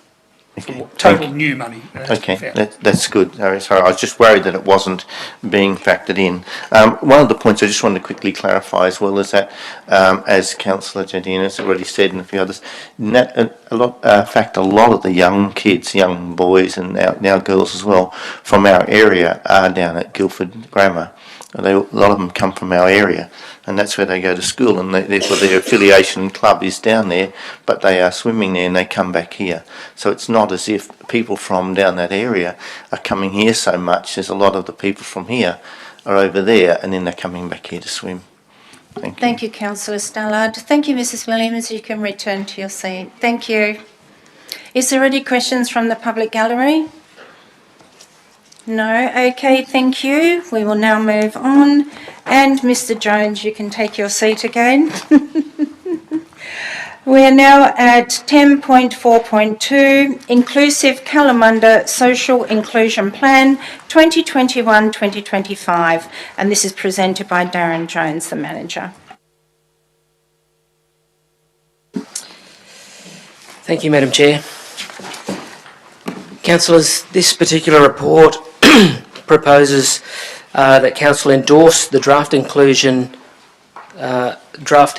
Kalamunda Social Inclusion Plan 21 to 25 for the purposes of public advertising.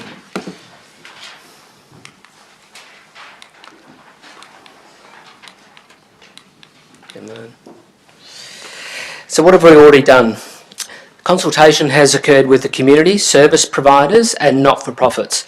We've developed the community directory. We've consulted with the community to identify the key social issues, and we've created the plan. Councillors would recall in its December 2020 OCM to endorse the results of the community engagement as per the community engagement report, noted the City of Kalamunda community directory that was established, and endorsed the proposal to develop the community inclusion plan, which included deliverables related to the disability access and inclusion plan, the age-friendly plan, the social inclusion plan, and the Kalamunda Connected Active Citizenship Plan. So, councillors, effectively what we have is those 4 plans that are on the bottom line all lead up into one consolidated social inclusion plan. So from here, the community engagement strategy will include advertising of social media platforms. We'll publish on Engage Kalamunda. We'll have face-to-face consultation. We'll also run this past the Disability and Carers Advisory Committee. The recommendation is that Council endorse the draft Kalamunda Social Inclusion Plan 2021-2025 for the purposes of public advertising. Thank you. Councillors, any questions? No. Any questions from the public gallery? No. There you go, Darren. Oh, there you go. Councillor Cooper. Not so much a question, but I'm just wondering, in the Kalamunda Advancing Strategic Community Plan, it had an acknowledgement to country. I'm just wondering, will that be included in the inclusive plan? Yes, we're now including that in all of our plans going forward. So once it goes to PR and marketing, but yeah, we will pop it into the draft before it goes out for consult as well and comes to ordinary council meeting. Thanks for that pickup. Okay, thank you. Thanks, Darren.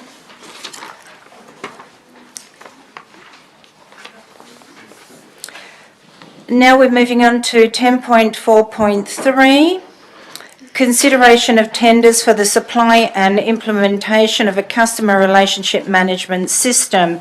This is going to be presented by Nicole O'Neill, who is the Manager of Customer and Public Relations. And may I please remind councillors that the attachment is confidential, so no questions regarding the attachment. Thank you, Nicole. Thank you very much, Councillor Bilic.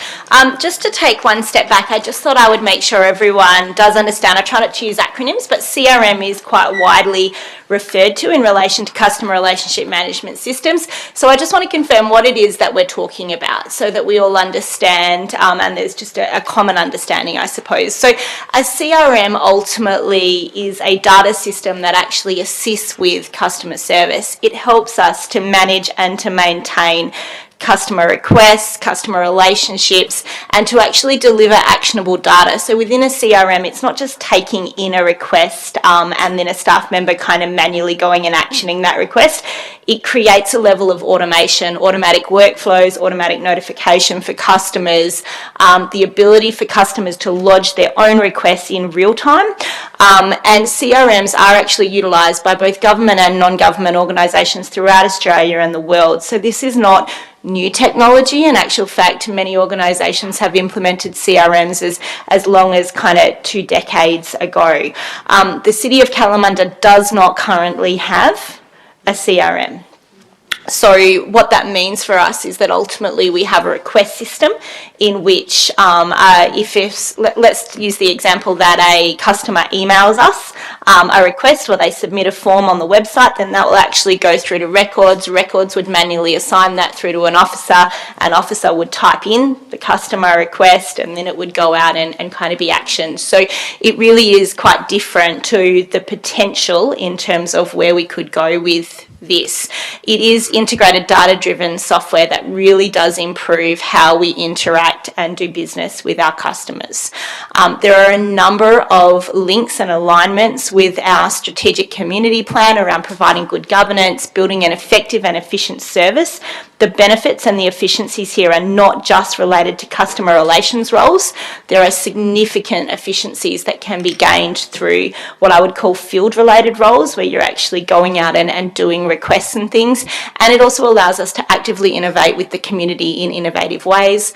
There are links with the current customer service strategy, which many of you will recall was all around people and process first. So we didn't, when we adopted the customer service strategy in 2017, allocate any additional funding for customer service within the City of Kalamunda. All of the results we've achieved in a customer service space have been within the existing budgets and really focused on process improvement as much as we possibly could and ensuring that we had a real customer-centric culture amongst the staff, but there have been no technological advances. In actual fact, our current system, as I understand it, so the request system that we have, I believe was implemented around the year 2000. So it's a little bit old. We also have alignment with the IT strategy and with our information management policy. So about the tender, we issued the tender, which was referred to as RFT 2022, seeking to engage suitably experienced suppliers to provide a customer relationship management system. Tenders actually closed on the 9th of November 2020, and there were 7 conforming tenders received by the closing date. 4 of those tenders received the minimum qualitative pass mark and actually moved on for cost to be assessed. There were 2 tenders that were below the required QPM, and just in case, like from a numbers point of view, you're probably going, but that's only 6. So there was 1 tender that, whilst it was deemed to be conforming by procurement, when it was actually assessed, it didn't provide a full CRM. It was actually more focused on booking facilities, so it didn't conform in that way. Compliant tenders which met or exceeded the qualitative pass mark of 60% were assessed for price, as I mentioned. In terms of scope, so in terms of the tender assessment and what we asked for suppliers to need to be able to deliver, it required a customer portal for submissions. So that's the ability for those real-time requests to come in, say it be a pothole, a tree that needs to be pruned, a dog that's running loose. The list is really endless. Think about anything that a customer could ask us, and that has the ability to be a built workflow. We also asked for the ability for a chatbot, so that's the ability for customers who don't necessarily want to have to phone us or want to email us to just be able to chat to us in real time, which we don't currently have. We said that they must have case management, full information on screen in relation to a customer or property. So that's what we call single view of a customer. It lets us know who that customer is, what other requests they've currently got in with the city. So at the moment, each individual request that is lodged is an individual request, and officers would need to go back and actually manually check and track in order to see what other things, like does that person have a fence application in, a health request, a dog that needs to be registered. We can't see that at point of contact. We have to manually search for that at the moment. We looked at a knowledge database, which actually allows both staff and community to know the answers to questions that may be going to be asked. Form design, which is the ability for us to actually create forms and workflow to make sure that we're not fixed in, that we don't set the system up and then we can't make a change if we suddenly need to ask a customer an additional question or something like that. So the requirement and all of the 4 that passed have a really good level of flexibility. And of course, they needed to be able to integrate with our other systems. So that was a part of the scope as well. The thing is a bit It's a bit tired. Yeah, fair enough. It's a big day. So why should we implement a CRM? I guess I've kind of already covered this. I don't want to kind of go on too much, but it really truly will improve customer service and stakeholder management in the city of Kalamunda in a way that is almost unimaginable at this point in time. The abilities and the differences that this will make to this organisation will bring us into the 21st century. It will allow ability to work from anywhere with full mobility, so field officers that maybe are doing a fire inspection or actually pruning a tree or something like that could give an automatic notification to a customer that that work had now been complete. It'll make the best use of time and money for residents, and it will allow customers to submit their requests 24/7. So the recommendation is that Council approve the award of the implementation of a CRM system to Telstra Corporation at the price of 1.182. That is over 5 years, so that's not an upfront price. So there's implementation costs and then there's annual licensing costs. So that isn't upfront required in one budget, and as per the budget commentary, we have worked very closely with corporate services to actually ensure that it can be funded accordingly. I do note that the attachment is confidential, but if there are any questions in relation to the report, I'm happy to take them now, and I'm happy to provide any further information or questions in relation to the attachments at the conclusion of the meeting. Thank you, Nicole. Councillor Giardino, you have a question? Well, I don't know whether you can answer it now because of the confidentiality, but the ongoing cost to council with this stuff here every year, that's what I'm after. I know how much it costs to get it done, but the ongoing costs. Yep, so confirming that licence costs are included as a part of the confidential attachment. You can liken the licence costs to something no different to the costs that we currently pay for things like Office 365 licences, to use Word, to use PowerPoint, to use those types of things. So it's actually a Microsoft base in the system that's been recommended. Okay, Councillor Sewell. What database is the City of Kalamunda currently using? The City of Kalamunda doesn't currently have a CRM at all. We do have a customer request form, and that is a software that is known as Synergy Soft. Councillor O'Connor. Thank you, Madam Chair. Nicole, the proof of concept project, can you explain that in a bit more detail and elaborate on the relevant staff that attended to assess benefit to the city? Thank you very much for the question. The proof of concept was undertaken so that we as an organisation could get a better understanding of whether or not there would be efficiencies and benefit to pursuing a CRM. We understand that it can be seen to be a relatively significant investment, and so the proof of concept actually involved representatives from throughout the business, so across business units, and what that involved was us looking at a potential provider, so a potential solution that actually had CRMs, and identifying what our current process was. So we actually went through and process mapped in detail a number of our current processes, and then how we would be able to do those processes if we had a CRM, and that was ultimately what the proof of concept was. Councillor Sewell. Thanks, Madam Chair. Are other local government authorities currently using CRMs, and if so, how many? In relation to the total number that are currently using a CRM, I would need to take that on notice, Councillor Sewell, but there are a number of other local governments, many, if we're looking Australia-wide, that already have CRMs implemented. And we did provide some information from one particular one who had actually implemented relatively not that long ago, in terms of the types of efficiencies that they have actually seen as a result of that process. Councillor Boyd, do you have a question? Yeah, thank you, Madam Chair. I'm just wondering, I have two questions. My first one is, I'm just wondering what happens at the end of year 5. Thank you very much for the question, Councillor Boyd. What would happen as per any of our contracts? So if I use the example of our website, for example, we're currently coming up to end of contract and we actually go back out to quote for maintenance because we already have a system embedded. So that was a project that was both implementation and then maintenance. So we undertook implementation and then we have maintenance.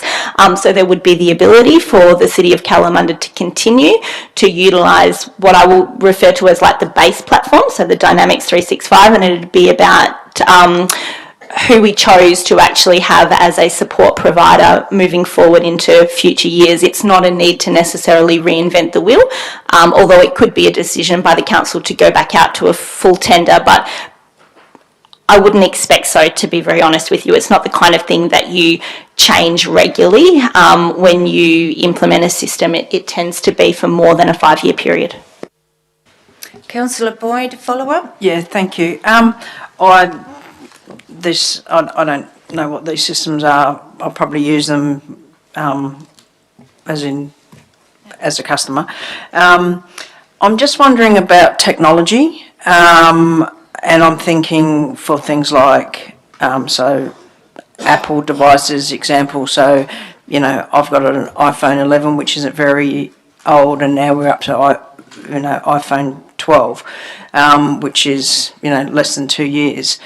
I'm just wondering, somebody asked about ongoing costs. Is this the sort of system where that goes out of date, and while we're signing up for a 5-year contract, something else comes in and we're suddenly out of date, or there's costs that we don't know about, or, it's technology. So technology goes out of date yesterday. Absolutely fantastic question, Councillor Boyd. So the way that we would undertake implementation and rollout actually provides for the ability, so say there is a little upgrade, and again, I'll use the example of like Windows XP versus Windows 7 versus Windows 10. So it's actually the ability to undertake upgrade at our end rather than something just becoming defunct and no longer able to be utilised. So that is a key part. It's also similar for our current website. So they do what they call patches, but ultimately it's a Sitefinity base, and we're up to about upgrade 10 of that particular software. So it is versatile and not something that suddenly would just become defunct. Correct. Councillors, Councillor Ritchie. Thank you, Madam Chair. Just a couple of, one question is probably pretty straightforward, and the others relate to the tender, so I don't know whether we're going to have to go behind closed doors. But just for example, I ring up and complain about something or other, or want something done, and I currently do that, and they either, normally they just take note of it, and then a couple of days later it gets done. So, which I find pretty efficient.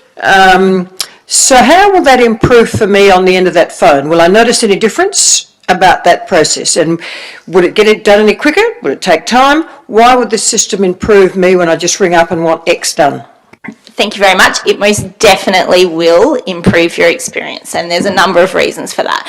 The first thing is that there will be significant staff time saving. So at the moment, if you ring up and you lodge your request for us and it gets done in a few days' time, which is great because we have an amazing works crew that do a brilliant job. At the same time, potentially Mrs. Jones next door is also ringing up, and the system doesn't allow us to automatically know that. So you've actually got duplication in some cases where an ICS can be raised at the same time and then goes out to the team. Here's the other key change for you.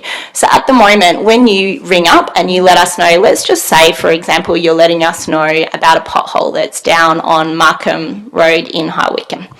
Okay, and so then that will go through as a request through to the fantastic team in assets. Those requests will all get collated, and then it will be given with a paper copy to the truck drivers to actually go out as they do their scheduled or urgent maintenance, depending on where it's at.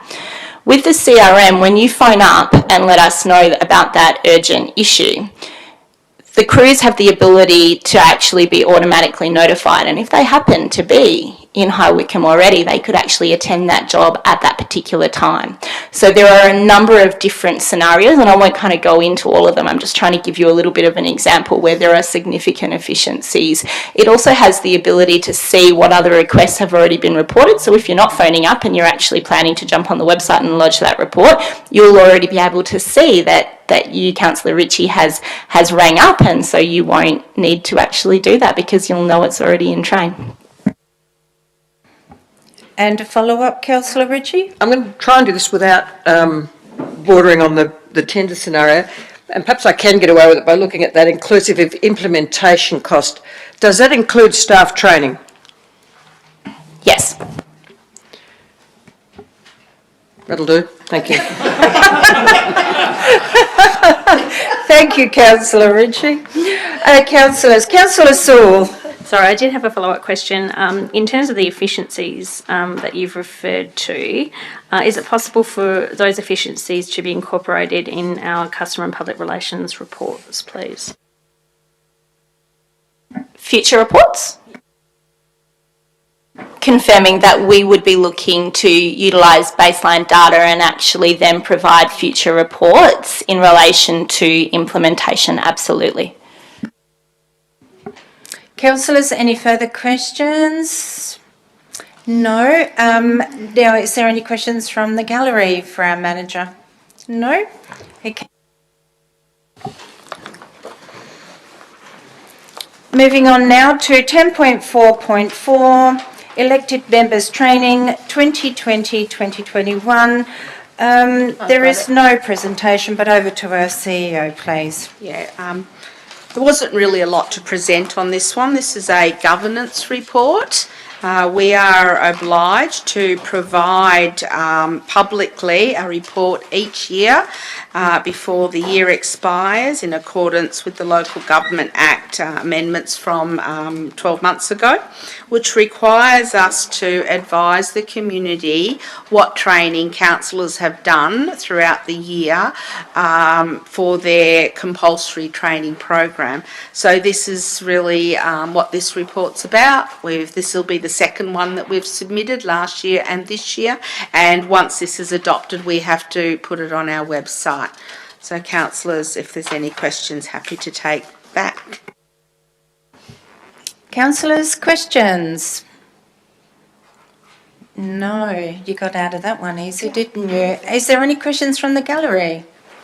No. Okay. Oh, I thought you were going to get away with that one. Councillor Cannon. I just want to make a note that I couldn't actually, there's a couple of us that can't get into that site for one course.